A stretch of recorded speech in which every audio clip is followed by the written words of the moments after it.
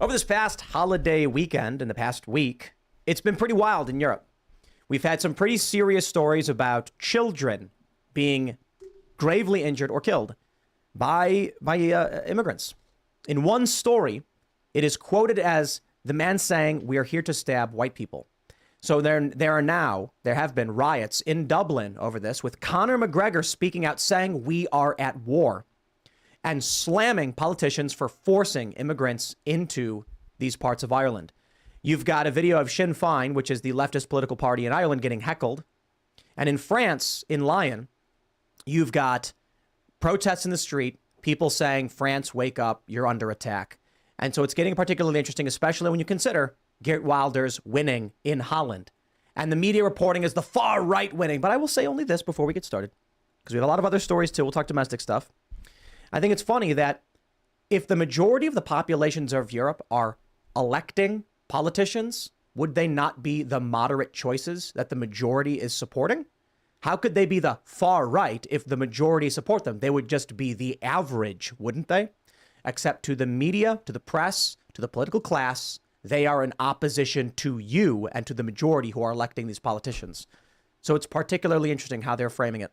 Before we get started, my friends, head over to castbrew.com. This show is brought to you by the best cup of coffee you'll ever have. Go to Cast Brew and buy our limited edition Re-Rise with Roberto Jr. I know it's been quite a while since Halloween, but we are doing this blend one time and one time only. Once they're gone forever.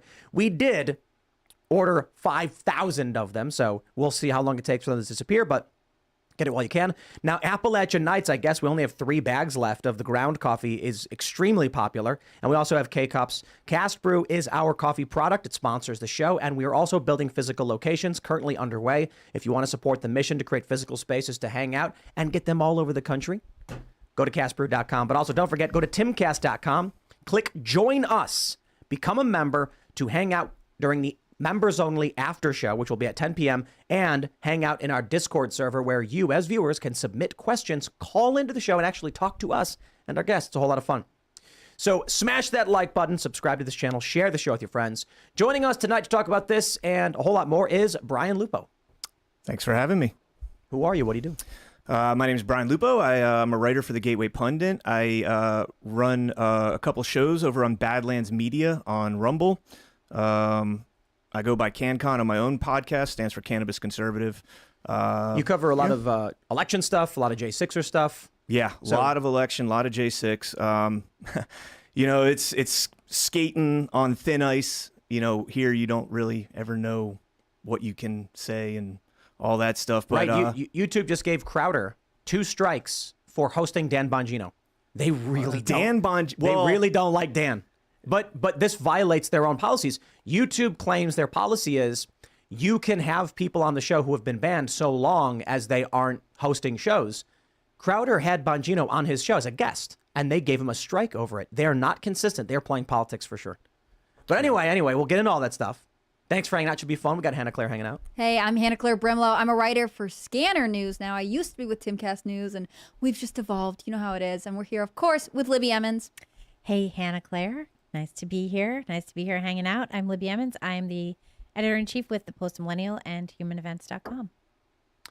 And I am Surge.com. I hope you guys had a wonderful Thanksgiving weekend. I definitely did. Let's get to it, Tim. This story is wild. I'm sure most of you have already heard about the riots happening in Dublin.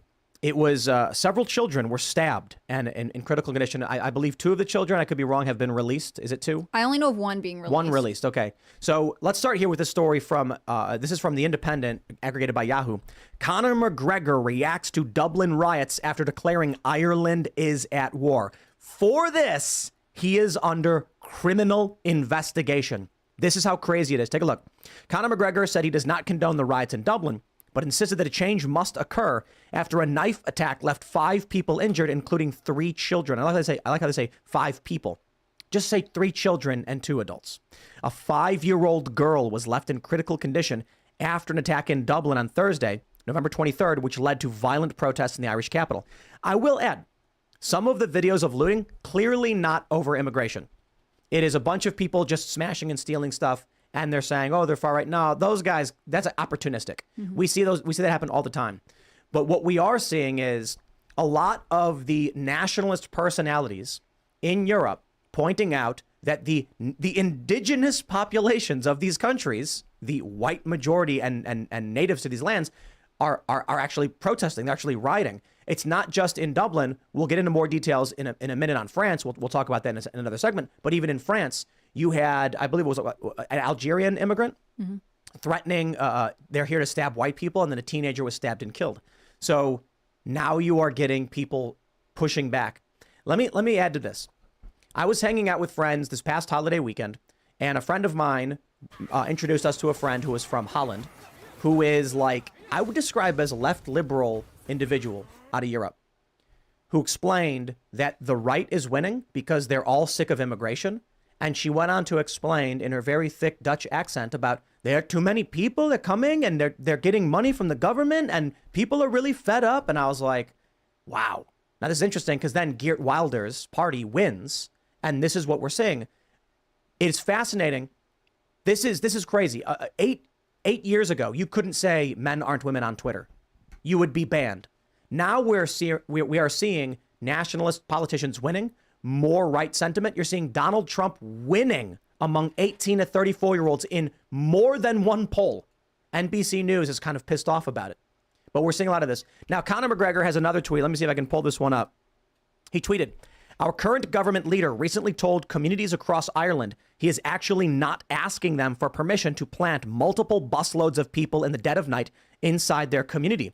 He is instead telling them, well, now it seems from below, said communities are not going to ask him if they may stop them. How do we feel? I feel transparency is the answer. Full information should be attained and divulged to gain support from the communities of Ireland for this new peculiar procedure that has begun over the course of this year, 2023. Without it, fear, panic, unrest. Can't we come to our senses here?" Take a look at this. It says in County Leitrim, Irish men and women have set up a checkpoint to prevent asylum seekers from being planted in their town. Of course, for this, Irish police are investigating Conor McGregor over his tweets. It's getting crazy. I don't want to jump too much into it because now we've got more reports that they're passing these draconian hate speech laws to ban this stuff. I got to say, man, Ireland, occupied territory. Yeah, Ireland doesn't want your memes anymore. Ireland's trying to prevent. That's seriously part of their new laws. I mean, one of the issues here is that this is such a tragic. The optics on this are so tragic because not only was it young children, but it's young children being walked to after-school care after departing an all-Irish school, meaning they only instruct in the Gaelic language. And so this is obviously to the core of Irish culture, something they feel like they would want to protect their language and their children. I mean, even the stories coming out of it, right? I think it was, they were saying a Brazilian bike messenger is the one who ultimately knocked this guy out with his helmet and pinned him to the ground. Well, it was interesting too, because there were reports that it was an Algerian immigrant. And then immediately, the BBC and all of these other outlets were like, it wasn't an Algerian immigrant. He was an immigrant 20 years ago. So he's not an immigrant. He's different. That's different. And it turns out he's never had a job. You know, he's been living on the dole the whole time. Yes. And when you look at that, it's absolutely insane. And those hate speech laws, one of the parts of that law, it says a hate crime is any criminal offense which is perceived by the victim or any other person to have been motivated by prejudice based on a person's age, disability, race, color, nationality, ethnicity, religion, sexual orientation, or gender. So it's any criminal offense perceived as being motivated. Which means the government decides Yes. regardless. It's messed up. But do you think this guy who perpetrated this attack would be charged with a hate crime? No, of course not. Well, they're saying that he was mentally deranged or something because he was arrested for illegal knife possession earlier this year and let go Well, because knife crimes are up all over. Yes, the place. because he was like mentally a problem. Anyone who goes out and stabs children is mentally deranged. It's not an excuse for the behavior. No, it's not. Nor is it an answer to the complaints and the questions of the indigenous population who are concerned about an individual who was actually slated to be deported, fought it, and was able to stay. In 2008. In 2008, and then went on to stay in the country. Now, I'm not sure that in this, what I don't want to do is take a single anecdote and say, aha, immigration. But the issue is, they have not addressed it. They have punished the people who lived there, and they have helped foster a very anti-immigration sentiment where All it takes is one story like this, and that's the tinder, that's the spark for the powder keg. My wife and I were in Ireland in 2018, and we were out there for a week, and like we spent like 3 or 4 days, I think, in Dublin, and we didn't see, like, I didn't see any of this. Everybody there was Irish, so I guess this is something that's come up in the last 5 years or so. I know England's got a lot of issues there. Well, they kind of settle themselves into their own little isolated boroughs and stuff. Are they doing the same thing in Ireland? But this is the look. I grew up in Chicago. You walk around Chicago, you're not getting shot at. Right. However, Chicago has more shootings than I think at one point they called it Chirac, because Chicago had more shooting deaths than Iraq did.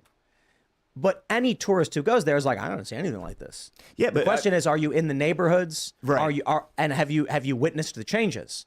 So when I went to Sweden several years ago, they saw something like a 1,300% increase in murders. Now, to someone who doesn't know anything, that sounds terrifying. Like 1,300%? Yeah, it's because they went from one murder the year before to 13 murders. And so the number is shocking. If you're from the United States, you're imagining Baltimore. When someone's like, the crime's through the roof, the murders are up 1,000%, you're like, whoa! You're imagining crime in the United States, which is, it can be bad. If you're from the United States and you go to Sweden, you're like, wait, your town of 350,000 had only 13 murders? Wow. I mean, that's bad, but like, come to the United States. Yeah, the percentages seem skewed. But for the people who live there, that's a lot. They don't have murder. And not only that, they're having grenade attacks. They had I think they have the record for grenade attacks in a single year in Sweden. Yeah. And it's because people who aren't from there are coming in, and they're bringing I believe it was from like what war was it? There was it's been so long since I covered this. There were leftover weapons used in war, and the gangs got easy access to them and started using them against each other.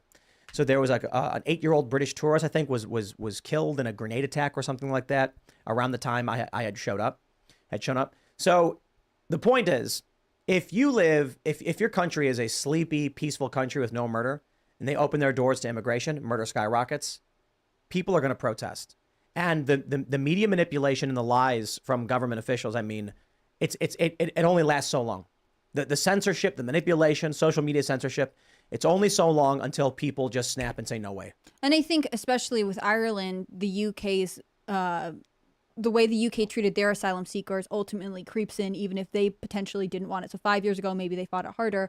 But Northern Ireland, which is obviously in the same physical land as Ireland, even though it's part of the UK, the #1 baby name in Galway was Muhammad in 2022. Right. Wow. And so people were Right. shocked by that. People were completely shocked, but they were like, "Oh, it's Liam." Nope. no, in fact, Liam. not. Jack? Well, the average Patrick? size of their Richard? family is significantly bigger than anybody in Europe. I mean, Right, like, which is crazy when you consider the Irish Catholics, like they had big families. But well, probably now it's not down to like anymore. 1 point. Yeah. I think Europe like averages like 1.5 children per family, and like I think anything less than 1.7, it's And the unsustainable. point, ultimately, Anything- issues with anything less than immigration. Is it 2? Well, if 2 people only make one kid, That's a good point. there you go. I think the thing is, ultimately, immigration issues are a long-term negative investment, right? Like opening your doors to some immigration, a lot of countries start with like, oh, well, we're a sleepy town. We can offer stuff. We're wealthy. And then ultimately they don't see the investment, or they don't see the implications of what they are investing in long-term, which is that bringing someone into your country because you believe they're seeking asylum might be an honorable thing to do, but acclimating someone to your culture and to everything that comes with being a citizen is a long-term plan. And I don't think that mass immigration is a sustainable way to do that, ultimately. I think that's a big part of the problem, what you just hit on, is, you know, in the U.S., we had a lot of immigration in the 20th century. We've had that repeatedly. But the immigrants who came in the 20th century, in the early 20th century, 1920s, whenever, all of that Ellis Island type of stuff, they wanted to assimilate. They wanted to become American. You know, I've talked about this before, like, my grandparents, my great-grandparents, they wanted to be American. They wanted their kids to be American. They pushed English on them. You know, my grandparents both changed, my Italian grandparents changed their names to be more American sounding. Mm-hmm. My grandmother went from Anna to Anne. She was like, I'm just Anne now. Okay. You know, She's but like, they we wanted made it that. to America. But now we have this thing where we tell everybody that American culture is trash and they shouldn't want to be part of it, and they should bring their own culture and maintain that. And it's like, once we've given up our own culture and said that it's garbage, why would we expect anyone else to want to be part of it? Well, Denver just, I was just reading this report today that Denver is trying to make it so they're encouraging students, like who have immigrated here to continue to speak their own language and not to learn English. This is Wow. That's so dumb. Yeah. That's just so stupid. I was hanging out with family for the holidays, and my girlfriend's very based grandmother. We were looking at photos of, her parents came from Italy, and she's 90. This is crazy. It's amazing to see these old photos and hear these stories. And she said that her parents never taught her Italian. And so their parents come here, she's born here, and she said, I wish they did teach me Italian, but they said, we're in America, we will speak English. And she said they spoke broken English, but they tried their hardest to learn the language and work in the communities and make a good life. And that's what they did. And now they have a bunch of great kids and a big family, and it's crazy to see the expansion of the family tree. Yeah. But I feel like, especially for the elements of my family that were immigrants, same thing. Come to America, learn the language, fit in, try your best. Even when back then it's hard for my family because of the laws around miscegenation. Mixed race families are not allowed and stuff like that. For white Europeans, it's a bit easier, but even still, the attempt was we have to do our best to fit in. Yeah. We have to be a part of this. This is a success. And we're investing in this experiment, right? We want to be a part of growing this nation, and our way of contributing to that is to be a part of the culture and actively have our children participate and carry that forward. And that's not the way it works now. And that's the strange thing. We'll get progressives saying, no, we should let immigrant enclaves live this way and maintain their culture because we're allowing American culture to die out. I want to jump to this story. This is from Op India. They want it to die out. Yes. Yes. Here's a story from Op India. Washington Post and BBC falsely claim the Dublin attacker was not an immigrant. Here is the truth. I love this. They got community noted. The Washington Post tweets, online rumors claimed the perpetrator of a stabbing attack was an immigrant. The BBC found the man was an Irish citizen who had lived in the country for 20 years. Police blamed a lunatic faction driven by a far-right ideology for the riot in Dublin. And then here's the fact check. The man is indeed an immigrant, as he was originally from Algeria. The Washington Post segment appears to conflate citizenship with not being an immigrant, and you can be both. That's amazing.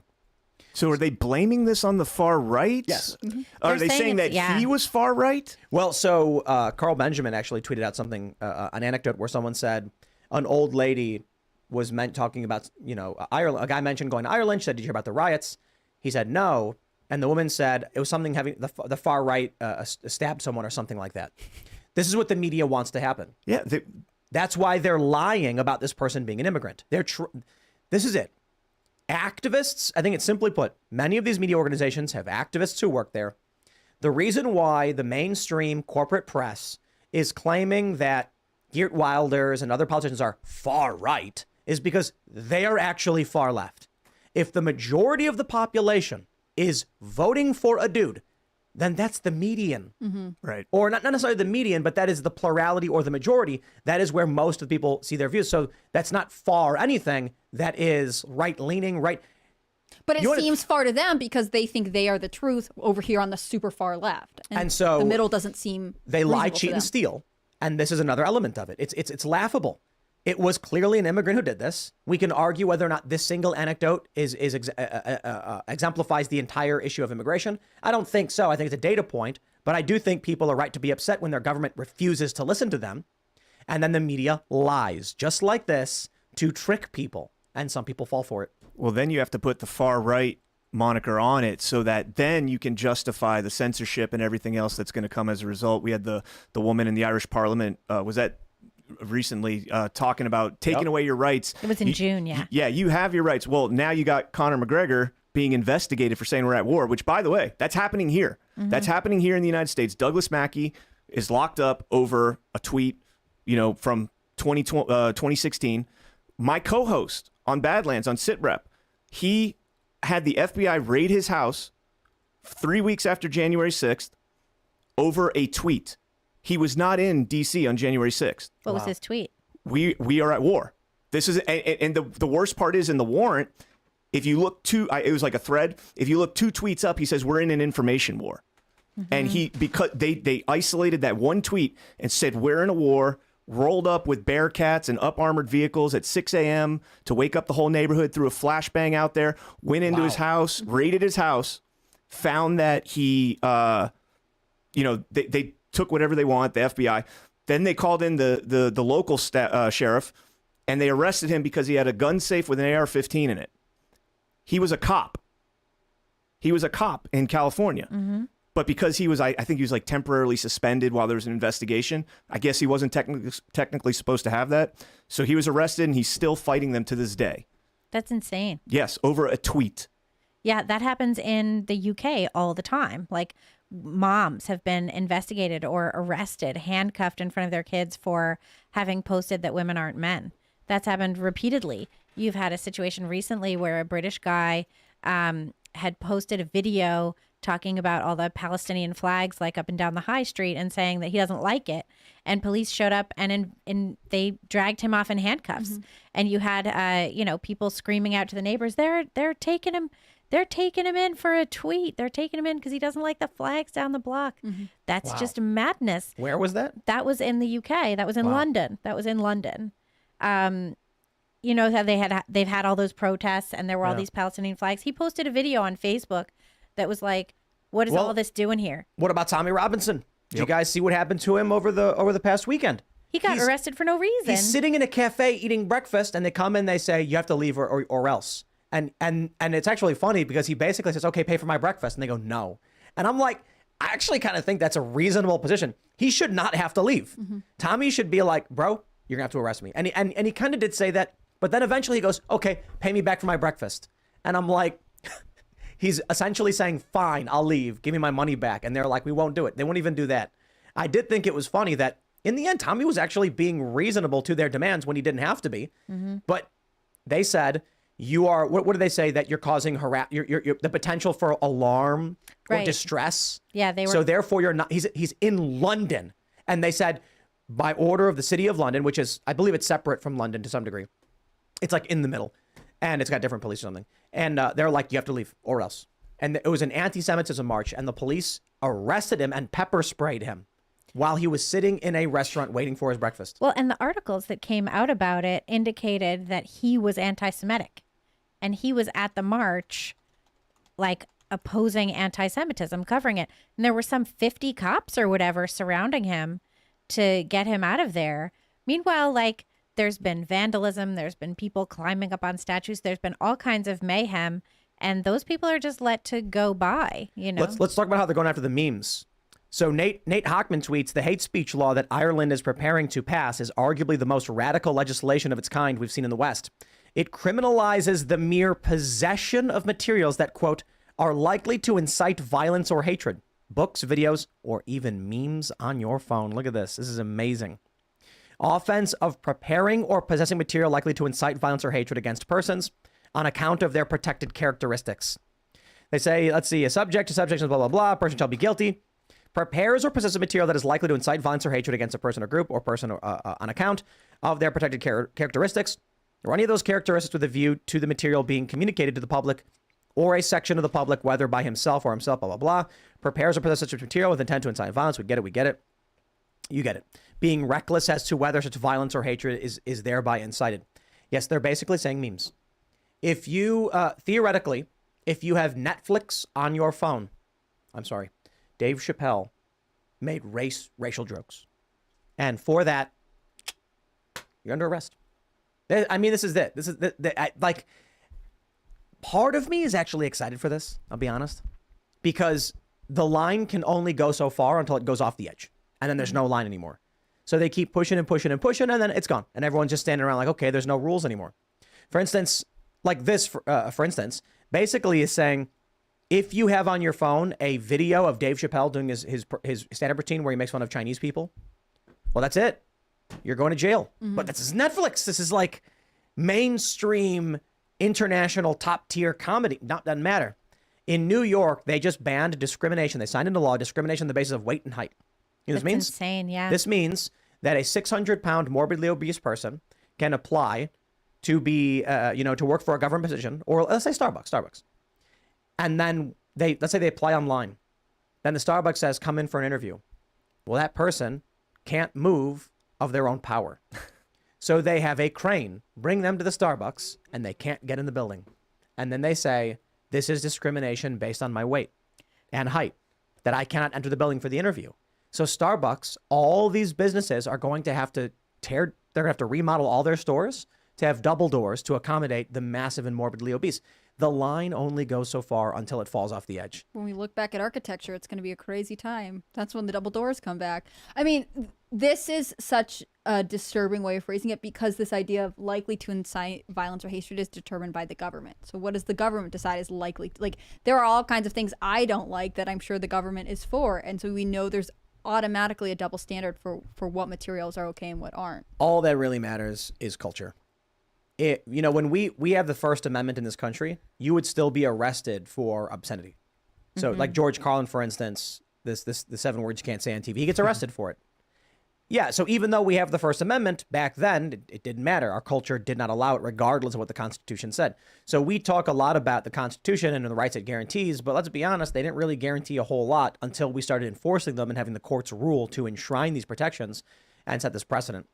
So when we're looking at these bans, all that really matters, the government will decide whether or not you go to jail. That's it. They're basically, the law should say, we as the government can decide to arrest you for any reason and lock you up if we want. That's basically what the law says.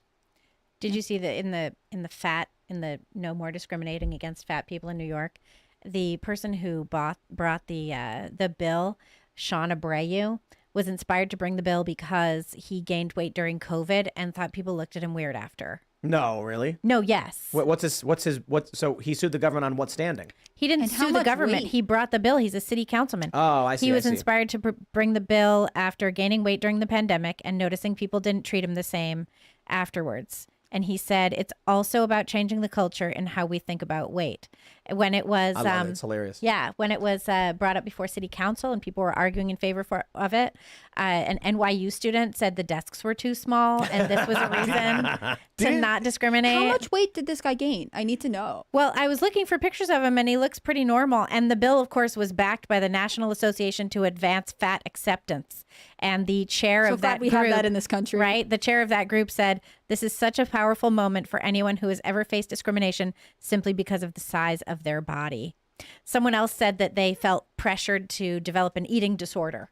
And so this was a reason to bring the... Is that the same thing as dieting? I don't Look. have any idea.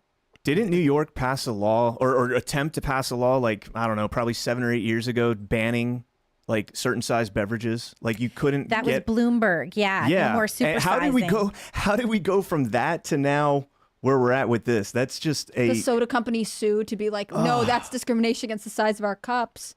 You can't do that here. Well, and also you had Michelle Obama was very like pro fitness. And now isn't she just ableist? Well, I mean, the pro fitness was like giving Yeah. kids like high fructose, like just loaded down like grape sodas and stuff. Well, drinks, juice that was loaded with sugar. I mean, it was pretty awful. Yeah. The funny thing too is Eric Adams, who backed this bill about, no discriminating against fat people, he's vegan. And he pushed a plant-based diet in New York City schools for Fridays. There's no like meat in Fridays. And my son would be like, 'cause we used to live in Brooklyn, and my son would be like, "Oh, it's Friday. It's going to be terrible lunch today." There's no meat in school on Fridays? Yeah, it was a vegan thing. Eric Adams was pushing a plant-based diet. Wait. So I on went to Catholic Fridays, school, we yeah, did that. right. I'm like, is this a Catholic school. Catholic thing? No, it wasn't. It's an Eric Adams thing. I think Because it's a for a Catholic while thing. they were pushing, a lot of places pushed meatless Mondays because they're Right. saying if you eat less meat, it's good for the environment and whatever else. But Eric Adams is like sort of an evangelist. He's a super vegan because he think evangelist. it He's a cured vegan his evangelist. Diabetes. He had some very serious health concern and was like, this changed He my wrote a life. whole book about how he Yes. lost 35 entire pounds. 30. Well, but he shouldn't brag about that. He had an eating disorder. It's different. He Well, clearly had a problem. he's got his plate pretty full right now. Eric Right? Adams now. What a like, mess. the boomerang of his bill that they used to go after Donald Trump, it literally boomeranged on the very last day, I think it was, came back at him. And I mean, that guy's Someone's just in a demanding world of $5 hurt. million on that. Yep. They're investigating him over, allegations he took bad money from Turkey. The thing about the Turkey, though, is he was heading down to D.C. to give Biden what for on immigration. And he literally had to turn that Acela around and head back to New York Yeah. because his campaign person, her home was raided by the FBI. Yeah. I don't think that was a coincidence. I've Eric gotta Adams, say. who is both has angered the Biden administration by saying we need help, and angered every borough around him by busing migrants to them. Right. Yeah. Yeah. Well, he's He's like the most unpopular mayor in America. I don't know how he couldn't be. He's really got He's pushing quite a lot to veganism do and with it. everything. I want to go back to this. I want to talk about Tommy Robinson. We have this from Sky News. Tommy Robinson charged after arrest at anti-Semitism march. The 40-year-old, and I love how they do this, whose real name is Stephen Yaxley Lennon, was arrested in London on Sunday. I don't know why that's relevant, but they do that a lot. And I think they do it because they're attacking him and they're attacking his family. In one of the videos from the protest, the cops demand his address. And he gets pissed. And he's like, with all of these cameras and all these people standing around me, you think I'm going to give you my address? Put my family in danger? Here's the news. Activist Tommy Robinson has been charged after attending Sunday's march against anti-Semitism in London. The 40-year-old former leader of the far-right English Defense League, they say, was arrested at the event for failing to comply with a direction to disperse. Let's just be clear.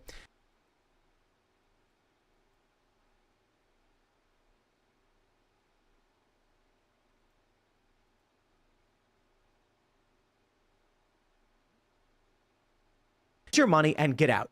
I mean, what if he was just like, can I take my breakfast to go? I bet they still would have said no. Organizers had warned him he would not be welcome at the march held in central London after he signaled his intention to attend. In an update on Monday, the Metropolitan Police said Stephen Lennon of Bedfordshire has been charged with failing to comply with a Section 35 direction excluding a person from an area. He has been bailed to appear at Westminster Magistrates Court on 22nd of January. The Met said he told officers he was at the march in his capacity as a journalist. 60,000 people took part in the event. This is the state of the UK right now. That if you are an activist or a media personality, they will just straight kick you out. They will arrest you for your speech. They will lie. They will make up reasons to shut you down. There are so many stories about what a speaker's corner, the famous place where people would stand and speak. Now they all get arrested. Only acceptable government opinions. And the worst thing is, look at how the police behave. I got to be honest. I watch this and I'm like, I totally understand the founding fathers. I will never forget the video of the police going in and raiding the house and pulling out the autistic girl. Did you guys see that? The teenage girl that like called like somebody a lesbian. She or did something not like even that. do that. She didn't even do that. She basically said, I think she's like Gran. Her grandmother is a lesbian. Yeah. And like this girl, I mean, they said she had scoliosis and they're dragging her out. This teenage girl. and Autistic, cops are in there. scoliosis, yeah. Like, can you imagine what it must be like to be the cop that was called a lesbian and just like sit there? Like, that's evil. To Well, look you at this see girl her. that you're saying she's autistic and you're just sitting there like, yeah, I got you. Also, She does is look like a implying- lesbian. Is she Like, what's the big implying deal? something bad? She's like, oh, she's like Gran. Like, does that have to be negative? Does that? Have I mean, to there's be a insult? million different words she could have used that would have been far more Right. inappropriate. But And like, Gran. to call- Yeah. if we can't use lesbian, what do we use? offense. That's the point. The police said by saying it was a hate offense. But again, does that imply she hates her grandmother and then it was a hate offense? No, She really it implies likes her the grandmother. government is allowed to say whether you'll be arrested and for whatever reason. Yeah. And that's it. And that happened at time. It's funny because we're talking just a moment ago about Ireland wanting to pass this law where if you possess things that may incite, that means they're going to walk up to you and say, give me your phone. And they're going to open Twitter and they're going to see a picture on Twitter and be like, oh, this is on your phone. And they're going to say something like, when I inspected the defendant's phone, I saw images of racist content that I believe were on his device. And then you can argue in court. He pulled up Twitter and he was looking through posts and someone retweeted something. I had no control over it. They're going to be like, so you admit it? You had it on your phone. They're just going to decide. It was the UK where they arrested this woman? Yeah, it was Met Police. Yeah. They This tried- is just like Kafka. It's just like the trial. Well, they tried to do that. One Kafka reference tonight. It's just, I will give you more if you want. That's my But favorite part of you being on the show. The thing about in the trial, so this guy, Kay, he gets home and there's police rummaging around in his room and taking his stuff and searching his stuff. And mostly what ends up happening is he's really, really ashamed. He gets arrested. People are looking at him. Nobody will tell him what he did wrong. He can never get a reasonable answer of what he did wrong. And finally, he just gets the runaround by the courts and everything. And eventually they just kill him in the street and he's grateful. Well, the Harrison Floyd, the Trump case in Fulton County, when they tried to revoke his bond, they did the same thing. They were reading tweets that Harrison Floyd put up, and Fannie Willis would go and actually read the responses and be like, see, look what this incited. And it's like just some rando with like 3 followers that said like, oh. It's probably her. That's what I'm saying. Like, they make at that fake accounts. point, if that's going to be admissible to try and revoke somebody's bond and put them in a prison where 12 people or whatever it is have died there in the last, year and a half. 4 people. One guy died of bed bug bites. If you're going to revoke somebody's bond because of what other people are saying on Twitter in response to what you say, so now not only do you have to censor yourself, but you have to think about how others are going to react to what you say. That's crazy. Well, that's the Solzhenitsyn, right? That's the Gulag Archipelago. Is you get arrested, they don't tell you what you did wrong. They don't tell you why you're there. They get you to say stuff, maybe mentioning past colleagues. Then past colleagues get dragged in, arrested, not told what they did wrong. And it's really just because you're associated. That happened all through, that whole period. And behind the Iron Curtain, it's insane. I think it happens here too. We just don't and talk now about it it's lightly. happening here. And well, because we don't. I think part of what's going on is we just don't believe that this can happen in America. It's shocking to believe that this can happen in America. It's shocking to believe that, our rights can just be trampled like this. We don't believe that it's possible. And I think that is a little bit of a naivete. And I think that is an overconfidence in our position. And it's getting in our way of seeing what's being done to our country. I think we're winning, though. Right? I can't speak for the UK or for Ireland, but I do see... in Holland, Geert Wilders' party wins, and they're saying, big things coming. Javier Milei wins in Argentina, and he has vowed to, he said it is non-negotiable. They're shutting down the central bank. That is crazy. What's funny is, whenever I mention that to people, I'm like, oh, did you see that the new Argentinian president put out a statement saying the closure of the central bank is non-negotiable? Everybody says, in a manner of speaking, they fear for his well-being. Yeah, well, they probably should. James Lindsay was posting about that. He was like, and soon there will be major crises in Argentina that were just unforeseen. Yeah. How could this happen? But anyway, my point is I think we're winning, right? Especially as it pertains to speech. Danny Polishuk made the point last week, I think it was last week, where he's like, as soon as Elon bought Twitter, everybody went, men aren't women. And it's like everybody was finally allowed to say it, and everyone just went off like... That was awesome. But isn't it absolutely insane to look back and be like, did you know that on one of the major social media platforms, you were not allowed to say men aren't women? You would be banned like Meghan Murphy was. So that being said, we had some pretty dark and creepy days, but we're clawing back. I think we've been winning. That doesn't mean we have the majority. It doesn't mean we are going to win. It means we have been consistently gaining ground. You've got the Daily Wire just put out the trailer for that new movie they're doing, Lady Ballers. It looks hilarious. I can't wait to see it. It's out on Friday, and it's a comedy movie about men who decide to identify as women to play on playing a bunch of sporting teams and win a bunch of money, and it's funny. So I just think with things like this, the culture is being clawed back. I'll also do a shout out. We did the Culture War podcast, pre-recorded, went up last Friday with Richie Jackson, a professional skateboarder. And I'm getting messages from tons of pro skateboarders who are like, we agree, right? The woke people who are coming into these sporting events, who are coming into video games, they don't know about the culture. They don't care about the culture. They actually actively despise the culture of various industries. They want to destroy it. And now they're losing. More people are speaking up. More people are saying, dude, I just don't care. I want to just read my comic books. I just want to play video games. I just want to skate. I think it's funny that during Gamergate, the meme was, we just wanted to play video games. And now what I hear from skateboarders, as wokeness is causing problems in skateboarding, it's, dude, we just want to skate. So when more and more people start speaking up, I just see, I think we're winning. You look at Joe Biden's failure, you look how bad he's doing, I think we're winning. So I'm having a good time. It's a long road ahead of us. 2024 is going to be wild AF, but it is what it is.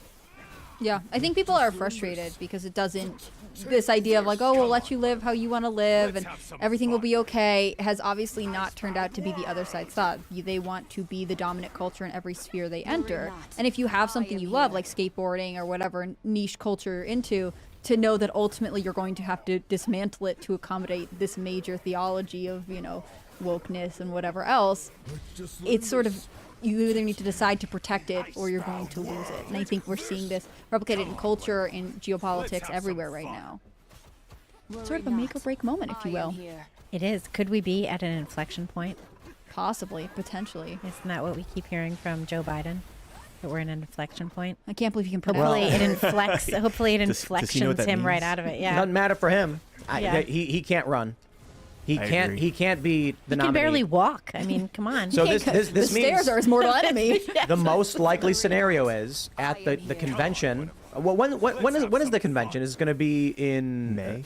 Right? I think it's in May. We're talking 5 months, 6 months. Well, the audition DNC. is on Thursday. The audition is on Thursday. Right. It's DeSantis, Yeah. Newsom. And I hate saying And this they're doing because it I'm in a Georgia. Floridian. Where are they doing it? I don't know where, but Hannity's hosting it. Georgia, He's I think. moderating Yeah. it. Okay. Maybe. I mean, DeSantis is an awful debater. He has no personality. I mean, he's getting smeared with the high heels and whatever he's doing. I mean, look, he did a pretty good job in Florida overall. I mean, we did have lockdowns during COVID. It wasn't what everybody said. My wife was out of work for like 7 or 8 months where she wasn't allowed to work. Kind of let the counties deal with it on their own. But as much as this pains me to say, Gavin Newsom is he's like a charismatic dude that is going to suave his way through this debate, and DeSantis is just going to be stumbling all over himself.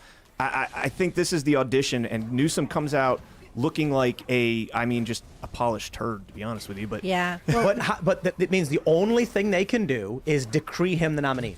There will not be a primary. He's not going to be on the ballot. People aren't going to vote for him. The convention's going to happen. They're going to say, all in favor of just having Gavin Newsom be the nominee? Aye. And then everyone's going to be like, I didn't vote for this guy. Mm-hmm. But what I'm He's saying terrible, is... and he's done terrible things to California. Absolutely. But what I'm saying is this debate with DeSantis is going to be that kind of look, everybody's talking about it. I mean, Vivek said in the last debate, just tell us who your candidate's going to be. It's to formally introduce the idea Right. that he is the heir apparent. It's gonna put him on that map. I think you're right. I really think the establishment wanted it to be Ron DeSantis versus Newsom. Mm-hmm. The powerful donor class were getting way behind DeSantis, but these people are bad at what they do. That's just really it. And isn't it crazy how long it's been since 2015 when Donald Trump announces, what was it, 2015? What day was it? It was in 2015. Trump announces he's running. It comes down the. It was the one escalator. of his grandchildren's birthday. I remember Don Jr. said that when he's here. I'll look it up. Yeah, and so it's been almost 10 years. It's been 8 years.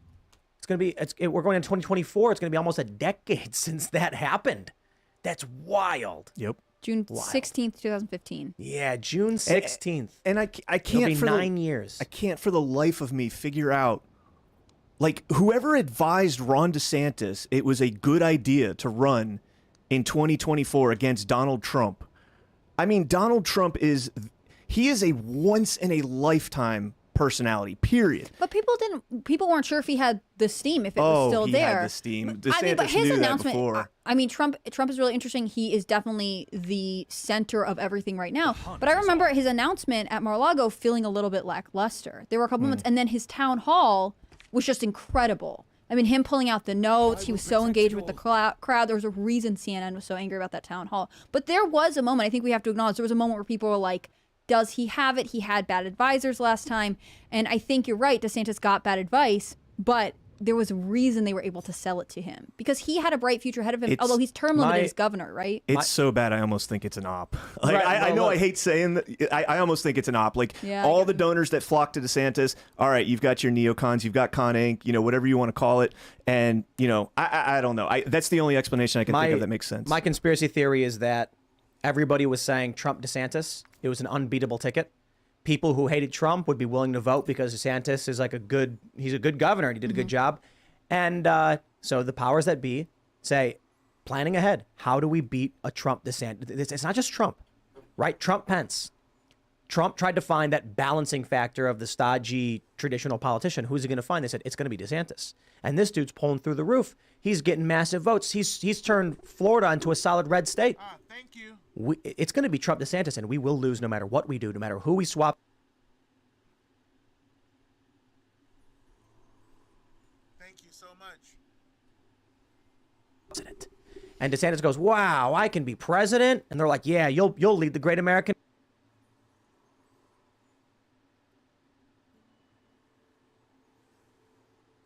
Go away. I'm not interested in idle chatter. Why they attack people so relentlessly for no reason. And I'm like, In that precious this was the point. instant, Make it exiled between life and impossible death, for Trump supporters to get I behind saw DeSantis. so much So more. now you send your PR team to attack anybody who supports Trump so that there will never be a possibility of a Trump DeSantis ticket. And now who's Trump going to have for VP? Tucker?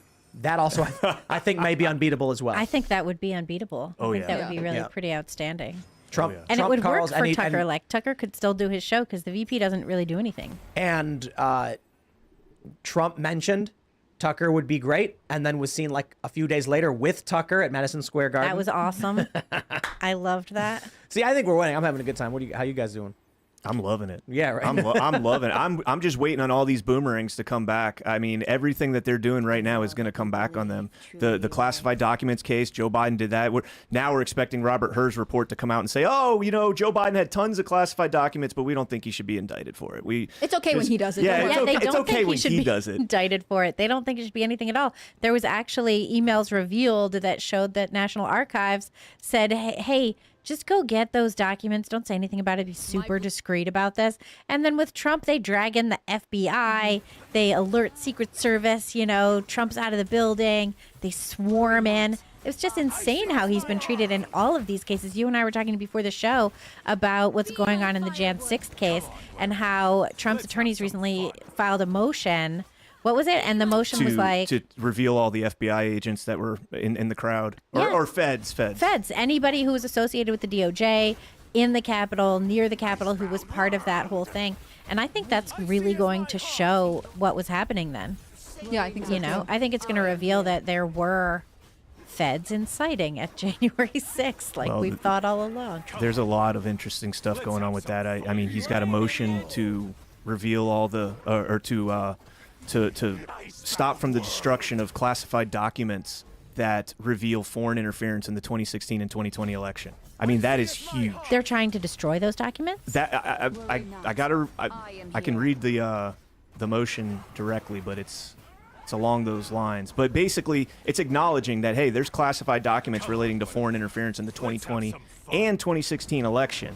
I mean, you can't possibly think that, in 2018, he writes Executive Order 13848, which is, stopping foreign interference, giving it an out for them to seize whatever they need to. You can't possibly think that he watched this and nothing came about from it. I don't know. I think he was well aware in 2020, and he just had to say, screw it, we're going forward. If Trump would have turned around in 2020, and if he does have foreign interference, if he would have put that out then, I mean, it would have been tyranny, authoritarian, Hitler. Like, he's just trying to stay a banana republic. Like, they would have thrown everything they can at him. And so he just said, you know what, screw it. Let's go to 2024. I'll win in 2024. They'll come after me. I didn't think it would be like this, but I don't know. The boomerang's coming back. Yeah, I hope it does. I hope it does. It's sort of fun to watch. It's sort of fun to watch from, like, being far away from everything, too. The way I describe it is, if we're watching a football game, I'm not saying we're past the 50-yard line heading towards the end zone.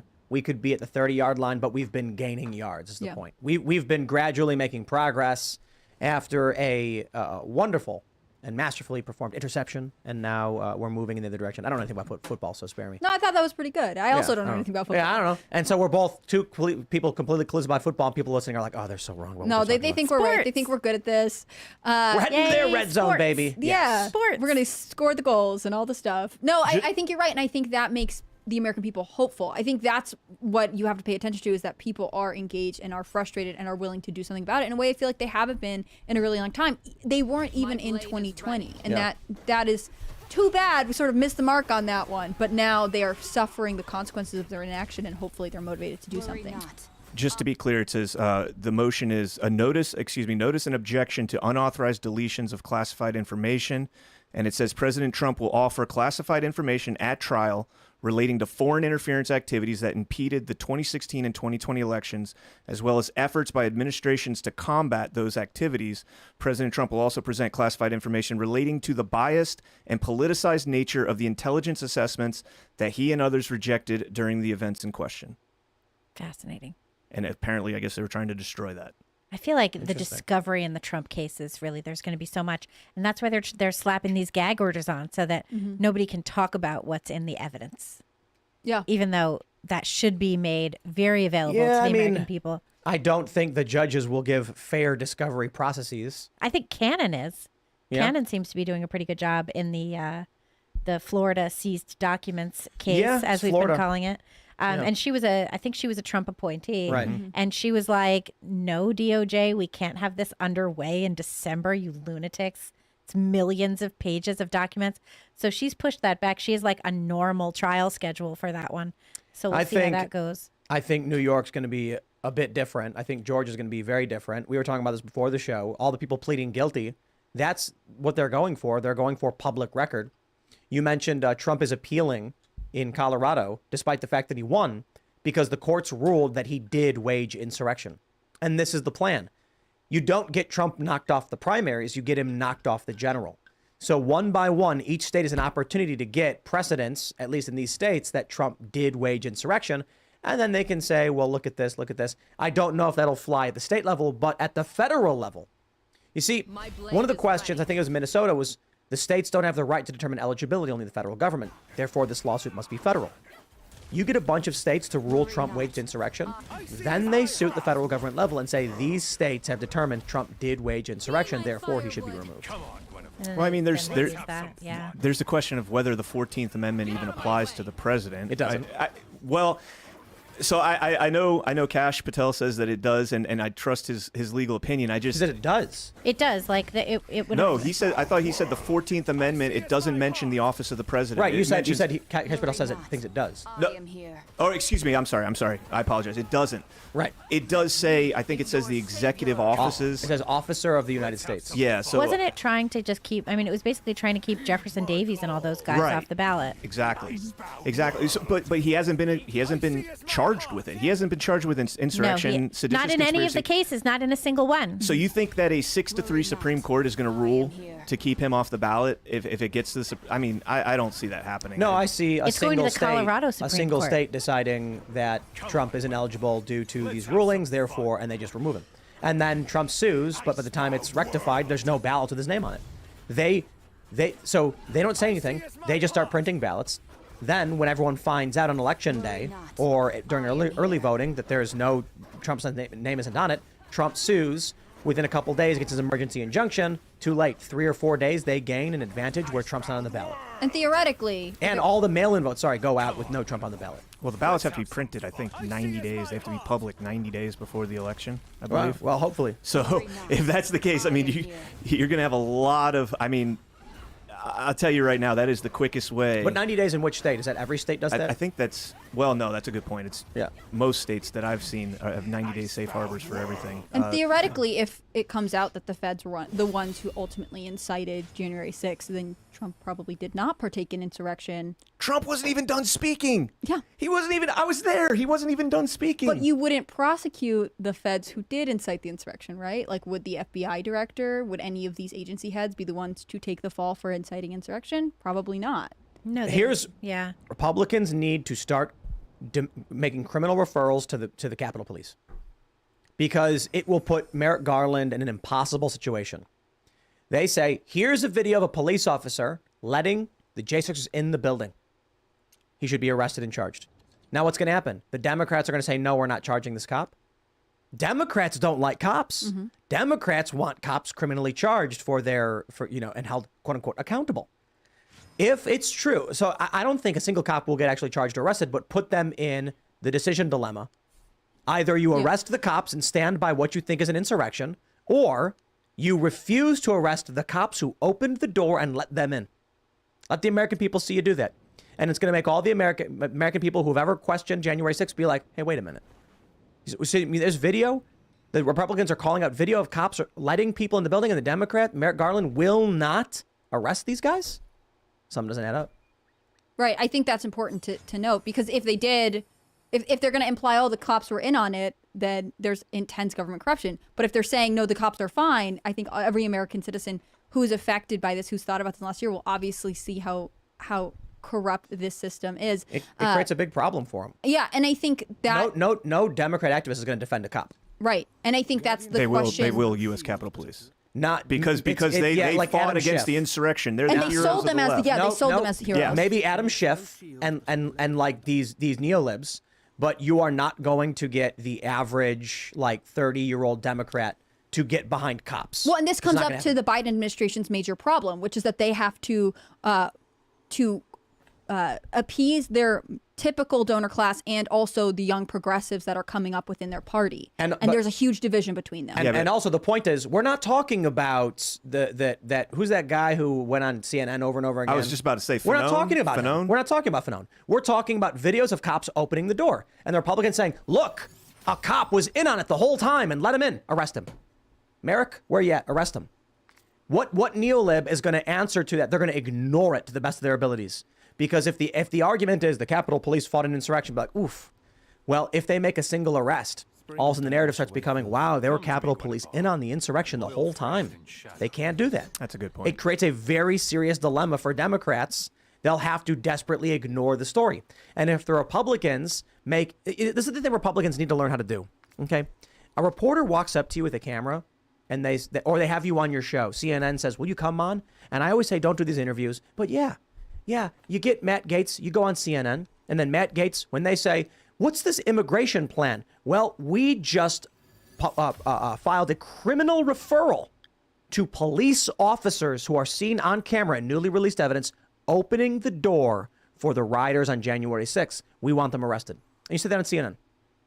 And then they're going to be like, well, we didn't ask you that. And be like, I know, I just wanted to make sure all the CNN viewers knew that we're going after the cops who aided the people on January 6th. And we're calling on our Democrat counterparts to demand Merrick Garland file the arrest warrants for these police officers in the Capitol Police. And they're going to go, uh-oh. What do we do? I'll start sacrificing. You know what happens then? If the Capitol Police feel that they have no political allies, every man for himself. All of a sudden, these Fanone types are going to be like, ain't nobody's coming to save me. If you are political fodder, that's it. No one's got your back. Democrats certainly won't have your back. I think that's the play. Well, where are Republicans to call in, Yogananda Pittman? I've heard Tarek Johnson. I've had him on my show twice now. And he was a 22-year... He has more experience with the U.S. Capitol Police than Chief Son and Yogananda Pittman. He was 22 years there. His wife, Capitol Police officer, and he's been saying, call her in. She was the person that had all the intel. She was the one that prevented that intel from going up the chain, and now she's failing upwards at Berkeley as a police chief out there making 4 times whatever she was making. They kept her on the payroll, or they gave her temporary leave so that she could retire from the U.S. Capitol Police and get her benefits. Unpaid leave, administrative leave, whatever, while she was collecting a paycheck get her in there. We got the house. What are you guys doing? Come on. Let's jump to the story, my friends. From the New York Post. I'm going to start by saying this. #free Derek Chauvin. Railroaded Derek Chauvin's foes will stop at nothing to punish ex-cop as he's nearly killed in prison. Yo, this dude certainly does not deserve any of this, and it's very obvious that the government is sacrificing him for their own protection because they are evil, because they are evil people. We saw this with the Ahmaud Arbery case as well. We're seeing it now with Derek Chauvin. He was nearly killed shortly after his appeal to the Supreme Court was rejected. And I think the reason is our Supreme Court, people need to understand, they're always like, oh, we got this great conservative Supreme Court. Oh, they're cowards, dude. Thomas and Alito are based AF. And that's fantastic. But the rest of them are cowards who are terrified of actually doing anything. Think of, it's just, I'm sorry, man. American culture is in shambles. It's in decay. We have a generation, several generations with too many spineless leaders. And it's sad. But it is what it is. And so this is the story now. Chauvin appeals to the Supreme Court. They say no. Shortly after, he's nearly killed. Listen. We can all argue, yeah, you shouldn't kneel on a guy's back and neck, to whichever argument you want to make. Fine, whatever. If it was on the neck, say don't kneel on the neck. He was trained to do it. He showed up after Floyd was already on the ground. He said in an interview that they were waiting for the ambulance to come. It didn't come. He could have certainly taken his knee off the neck of the guy who was clearly not breathing. There's a lot of things he did wrong. And for that, you get fired. You get involuntary manslaughter, which is like maybe 2 years probation, never be a cop again. The city is forced to pay out a settlement, end the training practice of kneeling on someone's back or neck. Instead, they claim this guy is an evil racist who intentionally murdered a black man, blah, blah, blah, all that stuff. Federally indict him, lock him up and throw away the key, and then someone tries to kill him. If this is allowed to stand, like there's no justice in this country. Okay, because you can argue, let's say you're the most fringe far leftist person, if you would argue, and many of them are laughing that he was attacked, saying, well, that's what you get. I'm like, okay, you are fascists and you are evil. You cannot like the guy. You can have the opinion he is an evil man who did wrong, and still, even if you do, understand that proper justice requires he not die being murdered in prison or imprisoned for the rest of his life in multiple charges. Yeah, and the argument for a while was if he was in federal prison, he's safer, right? Right, that was the idea. And this was, in the Ahmed Opera case, the father-son duo were sentenced to state prison after they got convicted on federal and state charges. They asked to be sent to federal prison for their own safety, and they were denied. They were sent to state prison because they want, ultimately, I think a lot of progressive AGs in this country really want to see a bloody end for these people, and that's horrible and sad. And the judge in Chauvin's case was like, well, if he's going to go to federal prison, put him somewhere his family can see him, right? And their family's between Iowa and Minnesota. And they were like, no, Arizona. We'll see you later. And now they're not giving the family information about his status. They're learning about it as the news updates, which is crazy. Well, that's what his mom said. And then the judge also had come out and said that they were surprised that Chauvin was transferred to Arizona and that it was done without their awareness or knowledge of it. But the Bureau of Prisons doesn't have to take a judge's recommendation. For sure. Yeah. Which is, I mean, maybe that's good, maybe that's bad. In this case, I think it's pretty awful. Because Did you guys see Fall of Minneapolis? Did you guys watch that? No, what is it? It's this documentary. It was a crowdsourced documentary about this case and everything that happened in the riots after George Floyd and what went down. It's actually pretty interesting. But they talk to the other cops in the case, and all of them are like, no, that we did what our training was. You know, the autopsy showed that there were drugs, that it was like most likely an overdose. Oh, this is the one where they mentioned stuff. the FBI interfered with the medical examiner's report. Right. Yep. And that the body cam footage wasn't released for months, which we knew at the time because that was like everyone kept waiting for the body cam footage to come out and it never did. And then it was just months and months later And the after the implication government was that- had full control of the narrative. Right, and the implication was like a gang of white cops who had, assaulted And it wasn't. these It was young- like No. an Asian guy. There was a black guy. You know, it was like the makeup of the city was in this little unit. They even locked up the dude who was simply holding back a crowd. That's right. crazy. Like, that guy had no idea what was even going on. He was like, guy, everyone stay back, stay back. And so now he's going to jail for a long time.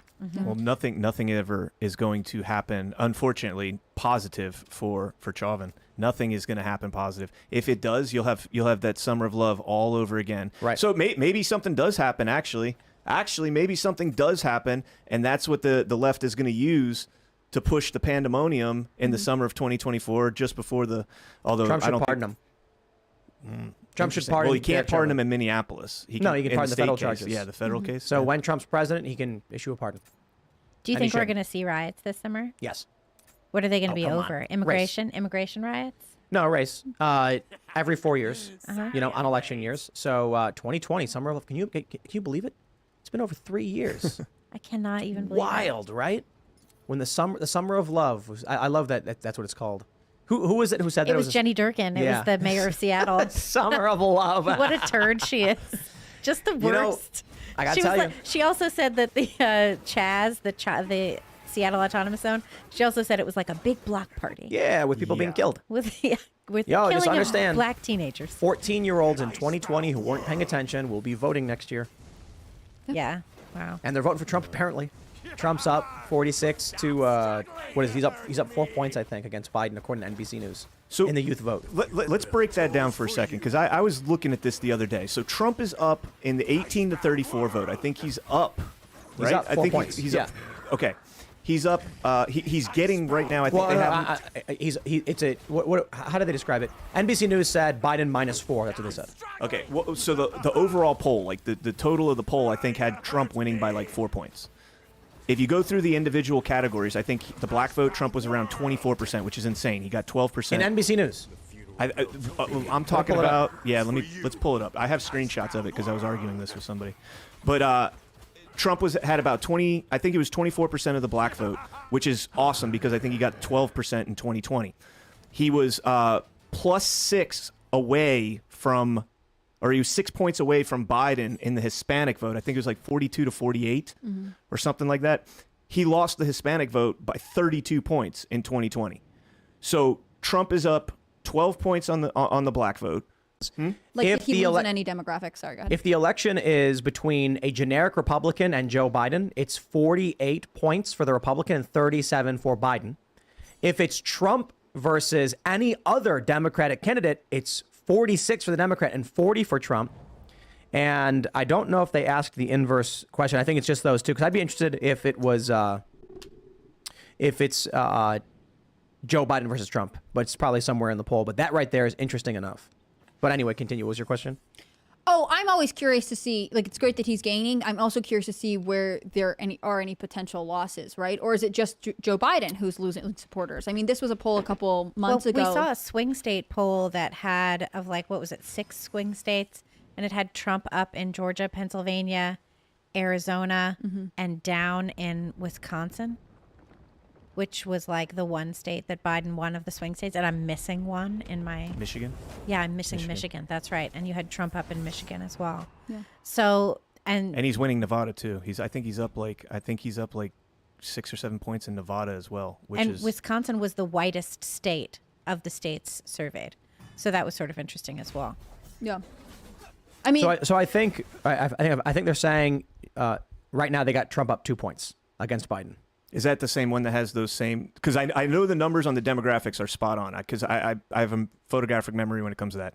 So does it have the breakdown by the black vote, the 18 to 34? That's what I'm looking for. That Okay. was the generic. Right Okay. now they're saying Trump's up 2. Yeah. And so Real Clear Politics is showing Trump's averaging 2.6 points above Joe Biden. A lot can happen in a year. A lot can happen.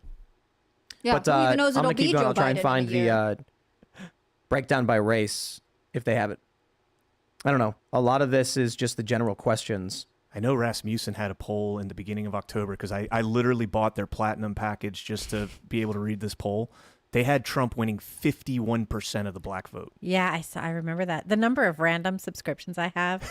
And then it's like, I don't even remember how I subscribed. I have no idea how to cancel it.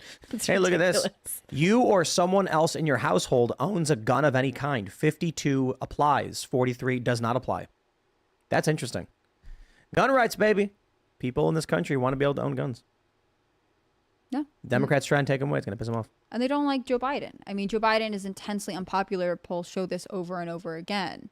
The fact that there was a majority of Democrats who were like, no, he's too old to be president, that does not bode well for a re-election campaign. He only gets older. Yeah, the one concern that I would have about, declaring a Trump victory prematurely would be that I think Gavin Newsom would be a wild card, and I don't know what would happen there.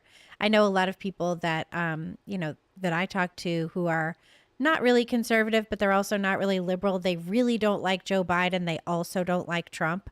And I think they would grab at a chance to vote for somebody they've never heard of who might have a reasonable-ish smile like Gavin Newsom. I think they had to have heard of Gavin Newsom, though. I mean, especially Well, after sure, the San but like, Francisco. you don't hear of them the same way. And if you're not that engaged in politics, you'd know like, oh, Gavin Newsom, he's the governor of California, and California's fine. He had one big got a viral nice- moment when yeah. he was doing his acceptance speech or his like inaugural address, and I remember it went viral because I think a lot of the country didn't really know him, and his son like came up on stage. People were like, how funny, how cute, this young, tall governor and this, adorable child, and he's a dad and a politician. And for Californians, they're like, no, we don't like that guy. And people in neighboring states know it, but the average American who's just in the Midwest, who doesn't care about California that much, just saw it as this like, oh, he's the guy with the kid. Right. And they forgot all about French Laundry. Right. And how he was totally pushing COVID mandates on everybody, but doing whatever he pleased himself, including sending his kids to private schools that were not closed during the pandemic. With everything that Newsom that you hear about California, Prop 47 and all the crime that's running rampant there, coming out and saying, oh, yeah, Xi Jinping is coming over here, so we just moved all the homeless people. We can't do Right. it for you guys, but we Right. did it for him. And he said, like, at the time, he was like, you've been hearing rumors that we did this because the pretty people are coming to town. And we did. That is why fancy people, not pretty people. Right. They're not pretty, but fancy. Yeah. And he confirmed that was, in fact, true. And it was a nice little chuckle. Oh, look, he's telling the truth. And how about that? What a guy. Didn't he like delay vaccinating his kids, even though every other kid, all the other students in California? Yeah, there was had all He that also didn't wear a stuff. mask. Yeah. Didn't That's he who he like is. get vaccinated and like Well, he disappear didn't want to for mess up 3 his weeks? hair, you know? Remember that? He got vaccinated, and then like 3 weeks Was he that- disappears, and they're like, "Oh, he's at a wedding," and they take like this sky view, and they're like, "That's him, in the back of his head in the third row." yeah, yeah, I And remember everybody that. was Like like that thinking he had generic Guillain-Barré syndrome or whatever. Yeah, but it's also just like Gavin Newsom being like, I'm going on vacation. You know for what I mean? 3 weeks Yes. as the He as the gets to do governor. whatever he Why not? wants. That's Yeah. lame. Yeah, he's, Biden proved, does he's it. proved that over and over he's again. He's a Yeah. dude who decreed masks and then is seen quite literally at a fancy restaurant not wearing masks. He does not care. But I want to jump to this. We got questions about Joe Biden, whether or not he's going to be out and Trump's going to win. And so we're wondering what could happen. Here's a story from Zero Hedge. 64 U.S. bank branches filed to shut down in a single week. Are you affected? Listen, it may not be my bank that shut down. I'm not saying, maybe your bank shut down, but regardless of whether it was your personal branch, y'all affected. Yeah. Bank branches are shutting down. And so the question is, why is it happening? Well, obviously, the economy is pretty bonkers right now. It doesn't make sense at all. You've got people who can't afford to eat, and you've got casinos popping up all over the place. I swear, the casino thing really makes me think we're in like the end of days. Chicago just approved recently a $1.6 billion Bally's casino on the river Oh in my the city. goodness. And they just opened the first Chicago casino, Bally's temporary location. And I'm like, when they start legalizing gambling across the board and casinos are popping up, and what does a casino do? You just give money away. I mean, you could win money, but come on, you're paying for entertainment. The simplest form of a casino is you go there, you lose money, you have fun, you have drinks, you leave. They're popping up all over the place, meaning there's a lot of people with disposable income. At the same time, there are way too many people with no income at all that can't afford to live and can't afford to get houses. They can't afford to buy groceries. It can't maintain itself. So they're saying one of the reasons the banks are closing down is that everyone's just doing digital right now, so they don't need them. And I'm like, yeah, that's not it.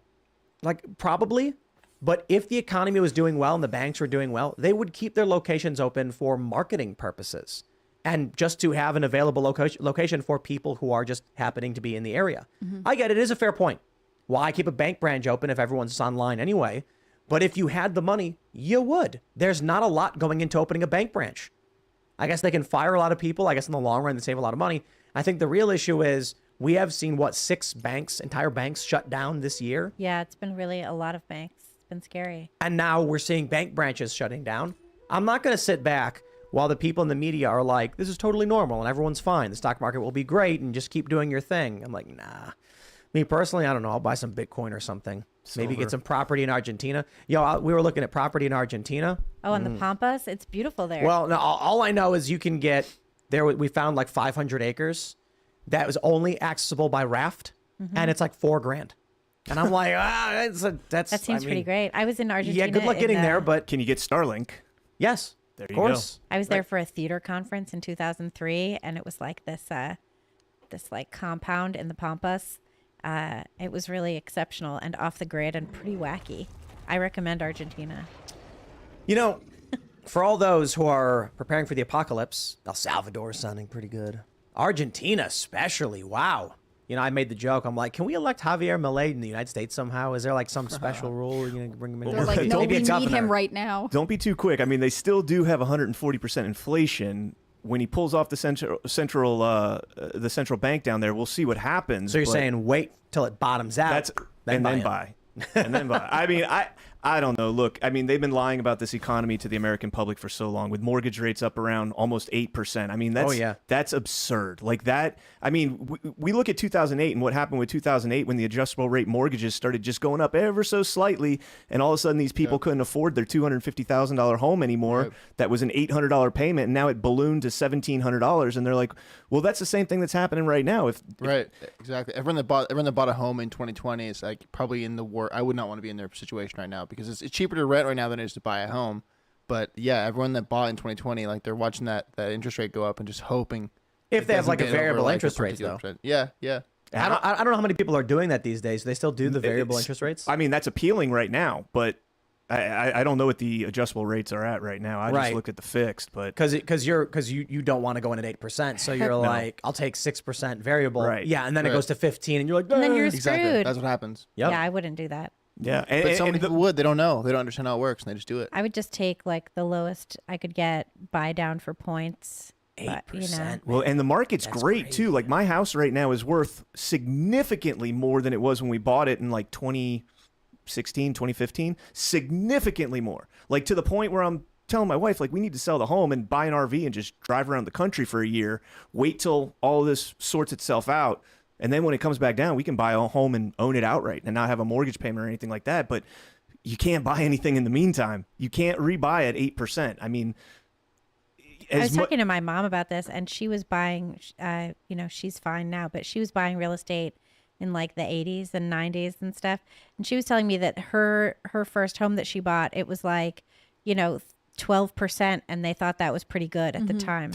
And that was in the 80s, So, It so went up to it like has 20%, changed. didn't it? Yeah, it has changed rather significantly, just our sense of what a normal interest rate is. I'm locked in at 2.75 and I'm staying there. Nice. Congrats. I'm not. If the economy gets worse, then Trump's unbeatable. Yeah. Trump, Carlson, 2024, with a crumbling economy, banks shutting down everywhere, crime through the roof. He's going to come back out. He's going to give his first rally, and he's going to go.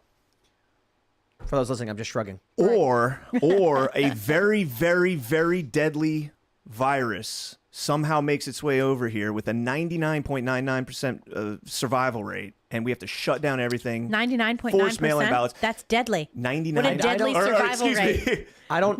You were right. I was okay. trying to make a joke. I don't failed at think that will work again. No, it And won't. That's so- why they're trying to get him off the ballot.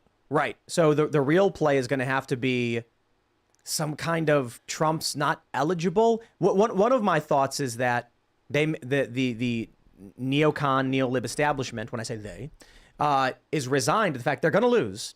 And so the play is set Trump up for massive failure. Look at Afghanistan. Biden chose to destroy Afghanistan. I mean, this was a deliberate action by the United States. If Trump was in office, the Afghanistan withdrawal would have been fine. Would it have been great? No, that's ridiculous. There's probably bad things that don't happen, but abandoning Bagram Air Force Base in the middle of the night, I think it's possible that the Biden administration said, let's make Afghanistan the biggest disaster in of our generation. So that way we can be like, oh no, look, when you withdraw, look at all the bad things that we can withdraw now. Oh, it'll be Afghanistan all over again. Then Syria, then Iran, whatever else we're going to invade. The playmate now may be let Trump, fine, he's going to win. We'll just make sure that there's landmines every step he takes. And then we'll say, you see what happens when you elect someone like Donald Trump? Maybe. I mean, I think Trump has popular support. It will be anybody who takes office has to unravel Biden's mess, and that will always be an issue. But I think generally the sentiment is that no one could be worse than Biden. And even if they were to switch him out for Gavin Newsom, it's expensive to live in California, right? Like, I don't want his economic policies either. And so there's no one on the Democratic bench that they could suddenly pull up before next year who's like, who will win the economic argument. I think Americans are completely voting based on how much they're paying in gases and how much they're paying in groceries. And ultimately, it has to be a Republican. The Republican states are faring better. Not great, but a lot of them are better off. And Trump has the popular confidence vote. I mean, people believe Trump can make a difference. What it'll actually look like, that obviously makes us nervous, but it can't be a Democrat. Democratic states and cities are failing for this. Mm-hmm. Yeah, that's Whitmer. true. Who could possibly? Oh, she's so terrible. Oh, she's terrible, but Democrats don't have anybody. Even Newsom can't spin the narrative. He can't pitch the story. There's no Newsom story. Trump's got a character arc. Trump's got a story. Trump's got, hey man, Polis in Colorado. Who? I know my Polis. No, I know, Polis? but nobody knows who that is. yeah, no. Yeah. There- Well, I there- mean, he had his moment with the tread on me kid. Right. There Yeah. is no Democrat that has X Factor. Not a single one. I know my co-host on Why We Vote is literally cringing right now because I said Polish. She's from Colorado and cannot stand. That. Yeah. Yeah, He can't win his don't own know. state. There's no way it could be him. I think you're right. There's no Democrat that has it, and part of it is because none of them are good at the economy, and that's what's going to matter this round. I mean, All right, fine. I'll say it. Michelle Obama. Nope. No, you don't think so? You don't think they She would roll can't- her out? She would. Maybe. but I don't think she has the story. I don't think she can spin the story. What are they going to say? Biden is the Obama administration. The reason they wanted Biden was because they wanted to be like, remember Obama? I remember Obama. And now it's bad. Michelle Obama's going to come out and be like, we're going to try Obama again. Yeah. And people are going to be like, I don't know. Obama But maybe, 3.0. Maybe. I mean, that NBC News poll, if you like the polls, maybe you don't. They said any Democratic candidate versus Trump wins. And so maybe not. Rasmussen actually has Biden up in the polls against Trump. Surprisingly, the one poll in the Real Clear Politics aggregate. Well, and you still don't. We're still not even factoring in that Biden is also on top of all the atrociousness with the economy and foreign policy and everything else. He's still running against RFK Jr. and Cornel West, and we're going to get a fourth person in here. Somebody from that independent party ticket is going to. I know Mitt Romney said he doesn't want it. Somebody else is going to get in there, whether it's Joe Manchin, right? Joe Manchin. Well, it's going to be. I think it's going to be a split ticket. And if they put the Republican on top, that could have some of the, establishment Republicans that are still out there will rally behind that. That could actually hurt Trump a little bit. But I mean, the RFK Jr. thing, I think, is going to absolutely crush Biden. Yep. Really? I No think shot. People were saying, like, I heard a lot of people talking about how the RFK run would actually hurt Trump because makes no sense. He's an outsider. Trump's an outsider. RFK Jr. announcing his campaign on, quote, Indigenous Peoples Day just excluded every right-leaning moderate, every centrist independent. They're just all gone. And he teased the border stuff. He was like, the border is a serious issue, but then he wouldn't say, and I will build a wall. If he had done something like that, then yeah, there might have been people who were like, this is my issue. We're going here. I can see the implications. But he is like toying with some of his right supporters. The right supporters are enthusiastic about him, but they ultimately, there was this New Hampshire poll that was like, if your first choice doesn't run, who would you vote for? No one picked RFK. They were still picking Trump and whoever else first. He has popular support because he's so radical, but ultimately he is siphoning off votes from the Democrats. Interesting. Well, he's likable, and a lot of Republicans right now know that he was, against the vaccine, and that's big with them, and the border, like you said. But they haven't really heard him. Your average, everyday Republican that doesn't listen to the news all the time hasn't heard his stance on the climate change, hasn't heard his stance on gun rights. He's really into abortion too. Hasn't heard any of these things. So, I mean. If they could just stop right now and take the perception that a lot of Republicans have in terms of RFK Jr. and have the vote right now, yeah, he might take a little bit. I still think he takes more from Biden. He might take a little bit, but not much. I think it's funny whenever the leftist media outlets talk about Trump's plans for immigration and the border, and they're like, he wants to deport a lot of people. He wants to really cut down on the border. He really wants to do all this stuff. He wants to put people in camps until he can get them deported. And the Republicans are like, sounds good. And Republicans are like, that's amazing. Why aren't we doing that now? Or like the thing today I saw, he wants to put back into effect the family separation policy. Well, that was really a deterrent for people to not come. And Biden is doing family separation too. Only families are separating themselves way before they get here, and then their kids get sold to human traffickers. But when the media reports like Donald Trump will imprison political opponents and engage in mass That's deportation, hysterical. the headline is actually Donald Trump to enforce law. It's like, oh, okay. Yeah. NPR Unmoved. was arguing that abortion is going to be the big issue. They're like, this is everything everyone's going to They talk about. really Abortion. it to be because it was in the midterms. They say that had a big impact on Sure, the and midterms. it's the only thing that they can say to make people hysterical, right? See, Republicans don't get it. They play everything straight shot. No. You got to understand. The play is for Republicans to all come out, all sit on they should have a big event where they get a bunch of candidates, pro-life candidates, sitting at a table, and they all just kind of look at each other and go, so liberals want to abort their children? We're for that. We are all for that. We agree. Yes, liberals should be allowed to abort all of their only children. registered Democrats, though. Yeah, you. What's going on, man? You doing all right?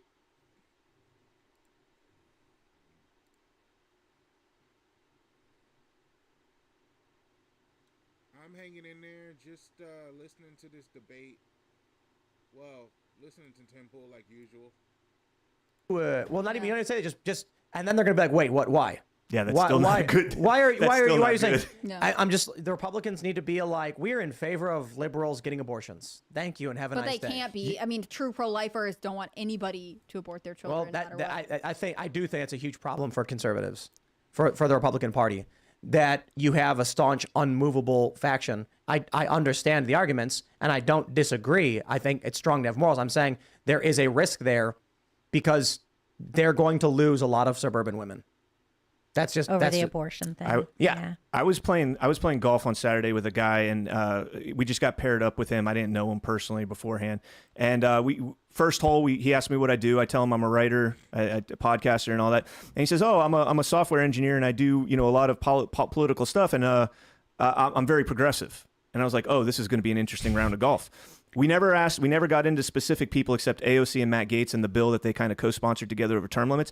And our general consensus by the end of the match was we need to get rid of the kitchen table topics, the abortion, the gun rights, and all that stuff is not going anywhere anytime soon. The abortion's down at the states where it needs to be. Gun rights aren't going any. What's that? Disagree on the abortion thing. You don't think abortion should be at the states? No, but continue. We'll Okay. talk about it. Well, anyways, the bottom line is we both agreed that the next administration, whether it's the president, the next Congress, everybody got to get our shit together, man. We got to stop passing these CRs. We got to stop passing the omnibus. We got to get term limits in there. Absolutely, have to have term limits. Like the fact that Dianne Feinstein died in office. Yeah. Is crazy. The fact that TMZ is interviewing her and like, how does it feel to be back? And she's, what do you mean I feel to be back? I've been here the whole time. Like, no, you've been gone for. Fetterman. I mean, Fetterman's asking a question of a banker, and it's so bad that the banker at the end is like, I don't know. You can't make sense of what he's saying. So I think Fetterman's actually recovered quite a great deal though at this point.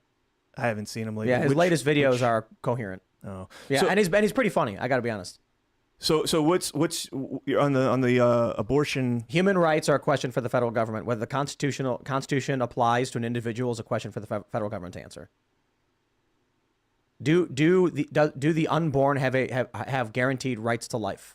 That is not something the states can decide. I mean, I personally think they do, but is it explicitly in the Constitution? So, like the 14th Amendment, for instance, that the Constitution applies to the people. We went over this with Ian. I'm not going to pull it up again. Okay. But do the unborn have God-given rights? Yeah. So why then would you say that if you are born, the federal government guarantees your rights, but if you're unborn, the federal government does not guarantee your rights? Because the left doesn't see that the same way. I'm not talking about the left. But they have a differing opinion. So I'm with you. You're arguing it should not be a federal question. I think if the federal government is saying the Constitution applies to all of its subjects, then I would say, oh, okay, then the unborn are humans with human rights, the same as any born person. Why then would it be a question for the state to be allowed to say, nah, they're determining this person's not a human? You know what I mean? Because they're referring to, the conversations about abortion aren't about the unborn child. They're always about the woman who's carrying the child. Right. My point is the federal government needs to answer the question of whether or not the unborn have God-given and guaranteed rights. I think that makes sense. Is the answer yes or no? And when Roe v. Wade was first overturned, I said it probably makes sense. The states can determine it. I don't know. And then after having several arguments about it, I was like, no, nah. We're going back to this period where some states determined that some people were or were not worthy of full God-given protected rights. Peru recently passed a bill that called the law that recognizes rights of the conceived, making sure that the unborn have constitutional rights. Right. Like, can a state right now say that we've determined white men are not human? No. But a white baby is not human. That's what they can say now. So why give them the power to determine the life of the child's value or their rights, but not for someone who's born? If the argument is pro-life, then pro-lifers should be saying the Constitution guarantees the rights of the unborn the same as the born. But wouldn't the Constitution then have to? Because look, and I'm with you on this. I'm with you as a conservative. I'm with you, but the left, they're making the argument that it's not a person. It doesn't have any rights until it's actually born, which I disagree with strongly. But because of that, that would then be, I mean, unless you get a ruling from the Supreme Court saying that, yes, as soon from the moment of conception, or, and this was what Roe v. Wade was originally supposed to be, right, from 3 weeks, 6 weeks, whatever it is, it's a person from that point on until we have something like that. on the record, on the books and the federal, either statute or in the Constitution amendment. So I think the ruling from the Supreme Court should have been as such. 14th Amendment says, all persons born or naturalized in the United States and subject to the jurisdiction thereof are citizens of the United States and of the state wherein they reside. Period. Next clause. No state shall make or enforce any law which shall abridge the privileges or immunities of citizens of the United States.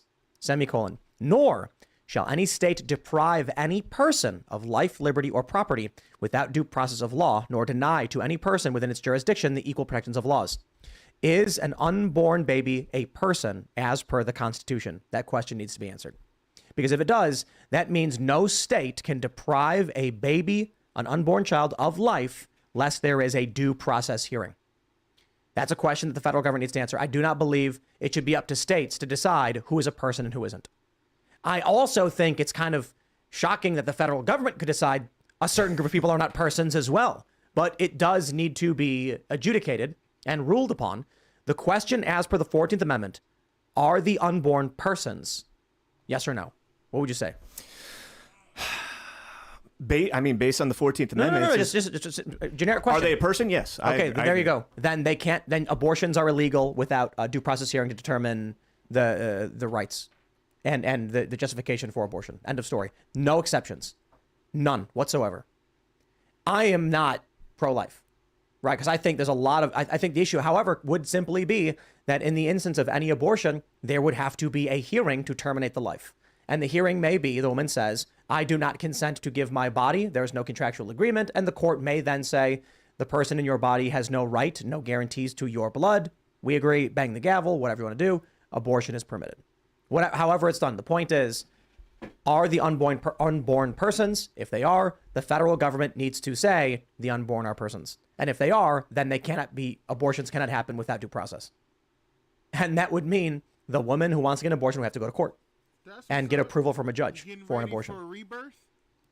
Be like she's trying to get married at the age of 15. Sorry, it's a terrible joke. Livy's laughing though. And the interesting thing here is the serious nature of what this means. It means that you can't deprive a person of life without due process. That would mean the abortions would need to have very strong legal reasons. I think there's a libertarian contractual argument of the state can't enforce someone provide their body to another person. However, the judge could simply say, you've entered into an agreement with the life within you by having consensual sex. The argument could then be, it was rape, in which case, after due process, rape was determined. Unfortunately for the person, this person in the womb has no guarantee to the blood of the person for which they currently reside. Bang the gavel, abortion permitted.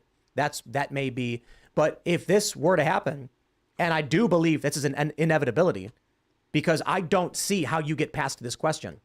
The approach, the left's argument on life has to use ridiculous arguments to determine that babies aren't human beings. It's nonsense. It's absolute nonsense.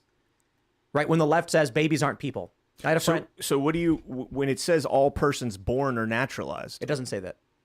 In section 1 right there. I'm not talking about that clause. Oh, okay. What are you on? Section 2? Nor shall any state deprive well. any person of life, liberty, or property without due process of law.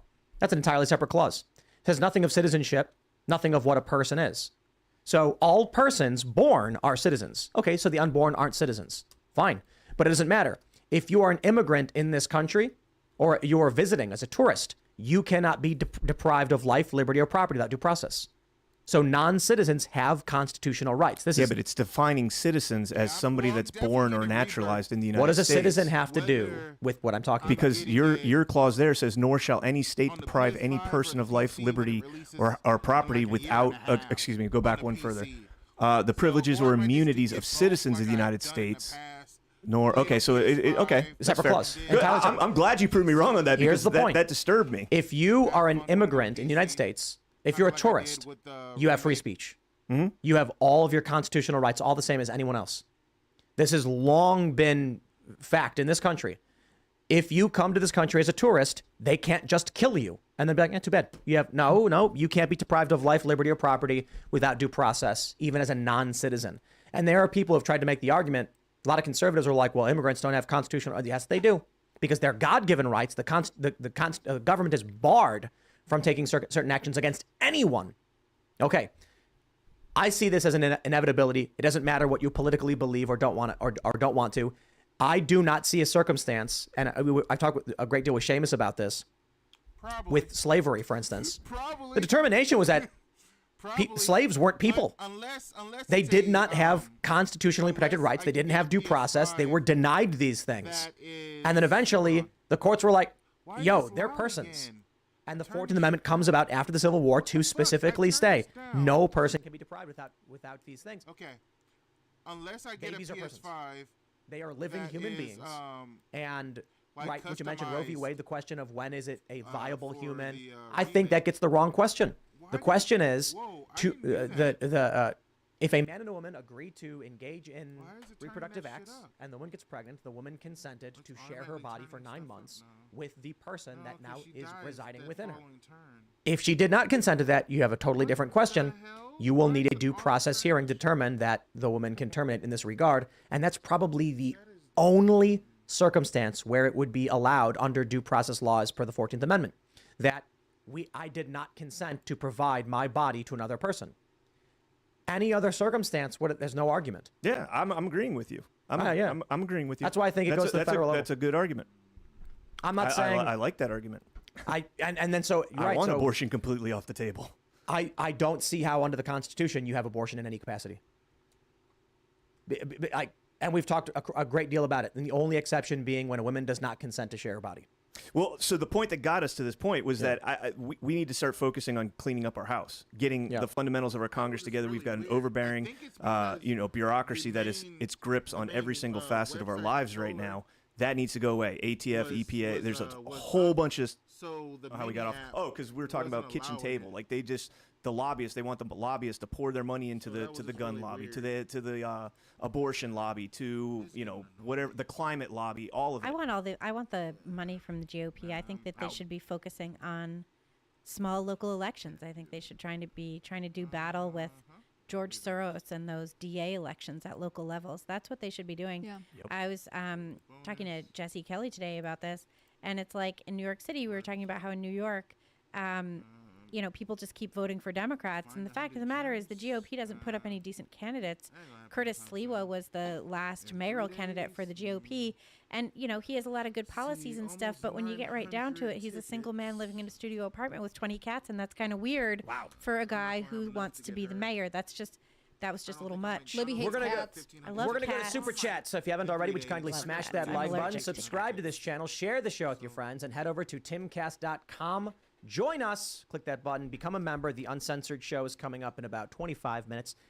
Normally I go right to the beginning, but I do want to read this Super Chat right here because we're just talking about it. Ramtech says, Tim's a smart guy, but the baby is not born yet. Though I am anti-abortion, if you take the Constitution by its word, an unborn baby is not protected. Wrong! It clearly draws a distinction between being a person, being born, being a citizen.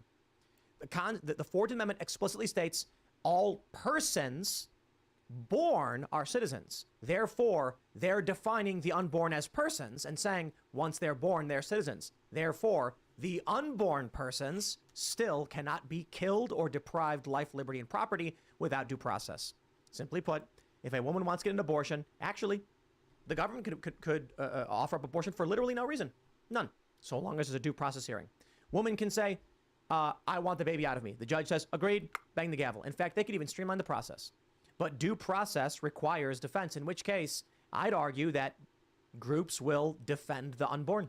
You will, if it comes down to it where a woman has to get approval from a judge via due process for the person to terminate it, there will be advocacy groups that will say, we are acting in the defense of the baby, of the unborn person, and they have due process rights, and we will argue on their behalf. So it does not mention anything about persons needing to be born to have rights. It says if you are born, you are a citizen. It does not say that only citizens have rights. In fact, it explicitly is stating that you don't have to be a citizen to have your rights protected or guaranteed not to be infringed. Let's read some super chats. Smash the like button. Kilted Carnivore says, I usually leave on super chat, so what's next?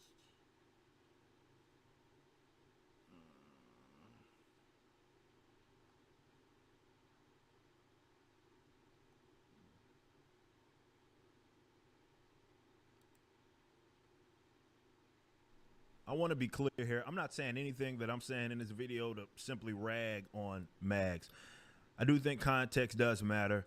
Myself and Az, aka Heel versus Babyface, on our show Ripping the Silverback, we discussed how Mags was doing this like prequel comic thing for Rebel Moon by Zack Snyder, Netflix, I believe.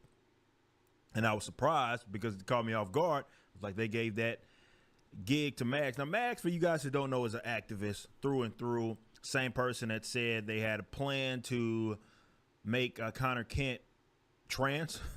Oh, Lord. Showing that they can't separate, because Mags trans themselves can't separate any of that. They can't separate activism from the content it is they're doing. It was a weird kind of casting, considering, I don't know, it's casting, but person to get to represent the first bit of what we're going to see from Rebel Moon. And we had our theories as far as to why that happened. Now, Mags just flat out says it, and it's in a tweet. Dear haters, Zack Snyder interviewed and selected me personally for Rebel Moon gig among a slew of other writers. Zack Snyder reviewed, noted, and approved every single issue. He took a great deal of personal interest. His notes were usually like, I want to see X foreshadowed here. So with that being said, again, if Mags is what Mags is saying is true, the reason I'm watching this, I'm looking at this from the Rippaverse page because Mags has me blocked. But Zack Snyder handpicked Mags. So you could take that for whatever way that you may. So we don't have to speculate anymore. If we're going to take Mags' word for it, Zack Snyder himself chose Mags. Again, that was interesting. I said this was reminiscent of getting Vita Ala to do that Static comic, which actually happened. And it was the comic that retconned Static with the Milestone reboot. Retconned Static to be getting his powers from a Black Lives Matter protest. That actually happened. It was reminiscent of that because it's like you're zapping all of the energy that you had and any momentum it is that you had by choosing this, considering this person's a track record. It'd be one thing if they were like just selling comics, whatever. That's not what we're dealing with. We are dealing with an activist through and through that, and this is proof, kind of, that either one, this person cannot manage their finances. Maybe it's a combination of both. Or two, they're not doing enough to eat off of this material because every now and then you get stuff like this. And this was posted on the 17th. Hey, Snyder fam, coming from Mags. I could use your help. Freelance writing is feast or famine. And right now I'm between checks. And as always, asking for Cash App, the money, GoFundMe's. We've seen this from Mags before, so you can take that in whatever way that you may. How you feel about Zack Snyder is your business, but if this is true and he handpicked Mags, let's just say that was a very interesting choice. Alpha Core #1's pre-order is live. Written by the legendary Chuck Dixon and penciled by Joe Bennett. Visit Rippaverse.com to grab a copy and any of the merchandise items. Be sure to also check out the animated trailer for the campaign, which is the latest project from Rippaverse Studios. Y'all be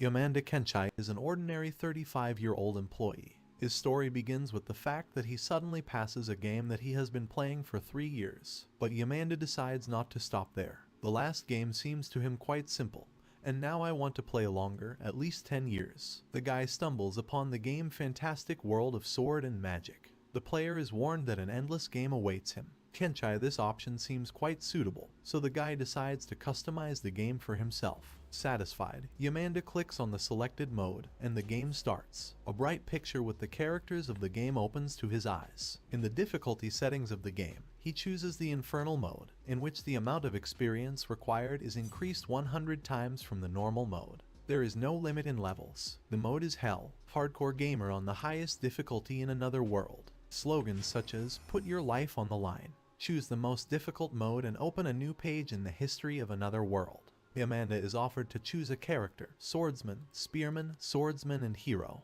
The guy's choice falls on the hero, since he has as many as 5 stars. So, Kenchai runs out what is more complicated and makes a click. On this day, there is one less person on Earth. A white light starts burning from the guy's monitor, and then everything sinks into oblivion. It's a sunny day. A little boy stands near a barrel and greedily drinks water. It is this boy who is the former Yamanda. Once upon a time, the guy was a 35-year-old employee who didn't even have a girlfriend. But now, 5 years have passed since his rebirth in the game world. The old one remained only an echo of time. So he was born into a family of farmhands. At first, the guy could not believe that he had become a child. But he simply had no other choice. The farmhand will not get another job and will never leave the village. Therefore, we have to get used to a new life. In his new body, the boy is named Alan. Parents are very proud of their son's decency. The boy tries to help his mother with things, but sometimes she just wants him to enjoy his childhood and just play. Yamanda is forced to be in this child's body, but he also doesn't want to worry his family. He can't tell anyone about his rebirth. Alan has a spell book that he often likes to look into. With the help of this book, the boy creates insects. Since he is a summoner, he can use magic to create cards with summoning monsters. And now, the boy is creating a map of an insect, which he calls Denka. A kind of Denka grasshopper with strength of 3 points, damage 2, defense 5, agility 5, intelligence 1, and luck 2. The main skill is jumping. All that Alan can. This is to receive a blessing from the summoning creatures. The boy really wants to become stronger in order to be able to fight the monsters of this world. At the moment, there are 20 cards in the spell book. Their blessing boosts Alan's stats. Due to this, his strength is comparable to that of an adult. A bell rings, announcing that it is already noon. The boy is sitting in the yard, leaning against a tree with his back. Alan keeps thinking about his skills. To increase the characteristics means to control the game. The boy believes in it, but he can't swing yet. Suddenly a little girl appears. She runs, waving her hand, and hardened the boy to play knights. The girl runs and does not even notice how she steps on the day. She lifts her leg, but no longer notices the bug. Alan greets a friend. The girl is delighted and calls him to play. The girl herself is Alan's sparring partner. She, just like the boy, wants to hunt monsters. The guys stand in front of each other and prepare for battle. The girl starts shouting that she is a knight of Siren, challenges the boy to a duel. Alan also introduces himself as a knight and accepts a friend's challenge. But at this time, Yamanda feels very uncomfortable. In fact, he is a 35-year-old man who should say something like that. But it's not just a game, so he can't relax. Suddenly Siren attacks the boy very quickly, so that he barely has time to react, putting his sword in front of him. The girl continues to attack the guy. He only manages to fight back. He's trying his best. His strength and speed may have grown, but his body hasn't gotten used to it yet. But Siren is fine. She is glad that she is doing great. And so, the girl hits with such force that Alan's wooden sword breaks in half with a loud crunch. In fact, this is already his 10th broken sword. The boy is already tired of constantly acquiring new ones for himself. There's nothing you can do. The opponent is strong. For her, fighting Alan is a lot more fun than fighting Dad. The boy asks her not to tell Uncle Jeld about what happened. Siren is interested in what the boy is so worried about. He has been training for 5 years, but compared to her, he is still an empty place. His father calmed him down and said that this was in the order of things, because the girl was still a master of the sword and her destiny was to serve the nobility. Alan thought for a long time how strange it was and realized when this girl passed the evaluation ceremony. Siren considers herself an ordinary swordsman, but her talent is a sword master. The girl says that Alan's talents also have something written down, and this is something special. She is always joyful and naive. But when she asks if this is true, the boy's father replies that it is, but none of them can read. And the priest said that Alan didn't have any talents at all. The boy is always sad about this, because it's not like that at all. It doesn't matter if someone can read or not, because there is some kind of gibberish written there, a E++ a ace, a. It looks like the god of this world was pressing the wrong keys. Because of this, Alan will not be able to reveal to anyone that he is a summoner for a long time. Alan's little brother notices that he is sad. He asks what happened to his brother, but then the parents are released to the boy and tell him that even if he has no talent, he is still their son, and no matter what, they are proud of him. Alan looks at his parents, whose words make him uncomfortable. In real life, he is older than them. Here the boy's father is 25 years old, and his mother is 23. Although this family is so poor that they don't even have a bath, but still, Yamanda is glad that he was reborn with them. My father informs me that knights are coming to evaluate Siren's abilities. The girl's father looks like a gorilla, but this does not prevent him from being a good parent. A joyful Siren jumps into his arms and says that she wants to become a knight when she grows up. The father laughs. There is a lot of noise and uproar in the city. Everyone gathered in anticipation of the guests. This event is considered important for the residents of this city. Many people just like to get away from their worries and observe the process of checking skills. When Siren passes by the audience, people begin to whisper among themselves. Someone thinks it's strange that the daughter of an ordinary farmhand is a master of the sword. An insurmountable caste gap has been built between the farmhands and the rest of the inhabitants, despite the fact that everyone in the city is commoners. When Alan is noticed, he is not particularly welcome. Those who have no talents are not particularly respected in society. Someone stamps his foot to ask him if he came here just to observe what is inaccessible to him. It turns out to be a freckled blonde boy from the ceremony who has the talent of an axeman. Siren stands up for Alan, saying that he is very strong. But the freckled boy stands his ground, saying that Alan is an ordinary farmhand, and that his children will also be ordinary farmhands. The girl is very angry after such words, but her father manages to pull away and cool the girl's ardor. Alan's father also comes over to ask if his son is doing well. The boy happily replies that everything is fine, because he is not offended by the words of the child. Upon hearing this, the axeman turns to him with displeasure and asks what Alan just said. The tense situation is interrupted by a message from the village headman about the arrival of the knights. He asks everyone to melt and make way for the guests. The gates open and serious men enter the village on horseback. 2 leaders are riding in front and their retinue is behind them. Children are delighted when they see the commander of the knights himself. Their eyes are burning with joy, and inspiration is boiling inside. The commander notices Siren and drives up to her. The man dismounts from his horse and asks if the girl is the same master of the sword. She proudly introduces herself to the commander. Against their background is the noise from the crowd. Suddenly, it is reported that lying about talent is considered a crime that is punishable by death. For verification, a duel will take place now. This news leads Alan and Siren's father to great surprise and fright. While the girl is looking at the knight's armor, the father is trying to solve the issue, saying that his daughter has already been checked. But the commander stands his ground. He says that if the girl refuses, she and her father will be executed. Alan is furious. The boy thinks all this is some kind of complete madness. As soon as the father wants to say something,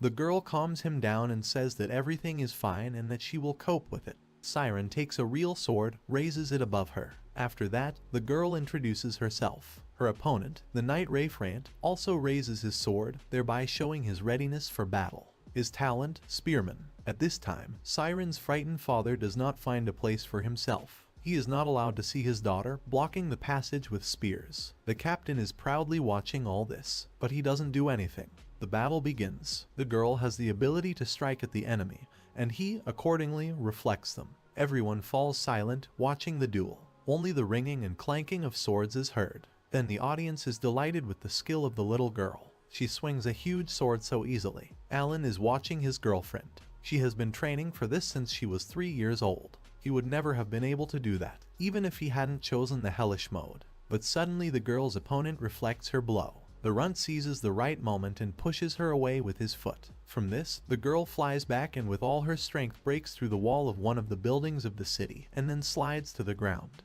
The father almost goes crazy from what he saw. He starts screaming at her, but the girl doesn't hear him. Her father begins to make his way to her, but he is being held by force. Alan is also going to run to Siren, but he is also grabbed, knocked to the ground. He can't handle the soldiers right now. The boy is already beginning to think about what to do. But suddenly the girl gets to her feet. Everyone freezes, watching what will happen next. A haze hangs around Siren. Rafe notices this and thinks it's some kind of special skill. In an instant, the girl jumps up and starts spinning in flight, moving straight at her opponent. She strikes with such force that he can barely stand on his feet. Then she begins to take blows with such speed and force that the Wraith cannot cope with her attacks. Seeing this, the commander orders to stop the fight. The girl did not expect that the end of the battle had already come. But the girl is not upset. She is very cheerful. Siren thanks her opponent for the fight, calling him a very strong grandfather. He wants to object about his age, but falls to the ground without strength. The crowd raises a hum. Everyone excitedly shouts that the girl really defeated the knight, which confirmed the fact that she is a real master of the sword. Siren's excited father runs to his daughter as fast as he can. All he's interested in is whether she's okay. The man picks up the girl in his arms, but she, laughing, says that she is tickled. Alan looks at the girl and realizes that she doesn't even have a scratch. She's so tough, so it's no wonder Siren left him bruised every time. At this moment, the Knight Commander announces that, without any doubt, the king will be happy to learn about this news. An enthusiastic girl runs up to the man and asks if she is now a knight. The commander replies that she still needs to wait for 12 years to begin, and then enter the Academy for Gifted Geniuses. Siren's father understands that if he does not take matters into his own hands, he will completely lose control of his daughter. Until that time, Alan did not know that such an academy existed. A freckled boy approaches the commander and also asks to go to the academy, saying that he is an axeman. The man does not object and says that he will send an instructor for the entrance exam. At this time, Alan analyzes who has how many stars there are. Even the captain has fewer stars than Siren. She's the strongest here, and the number of stars directly affects the characteristics. Alan considers himself the only one in the world who has a hell of a difficulty here. All his efforts increase 100 times compared to the normal regime. Although there is no limit to growth, 0 is still 0. If 3 stars have such power, then how far is the boy from the goal? Alan reveals his status and realizes that he is still at the first level after 5 years. His life is just beginning. After the triumphant performance of the Master of the Sword, everyone began to call their village the Village of Siren. Autumn has come, and now Alan is 6 years old, but he is still at the first level. With the help of 200,000 repetitions, started 3 years ago, he developed throwing skills to the 3rd level. But it will take at least 5 years for the infernal one. For today, the boy decides to stop training. Together with his mother, he sits down to dinner. Today, for some reason, my father is late, and this is strange since he usually always arrives on time. In winter and autumn, he becomes the main hunter in the squad.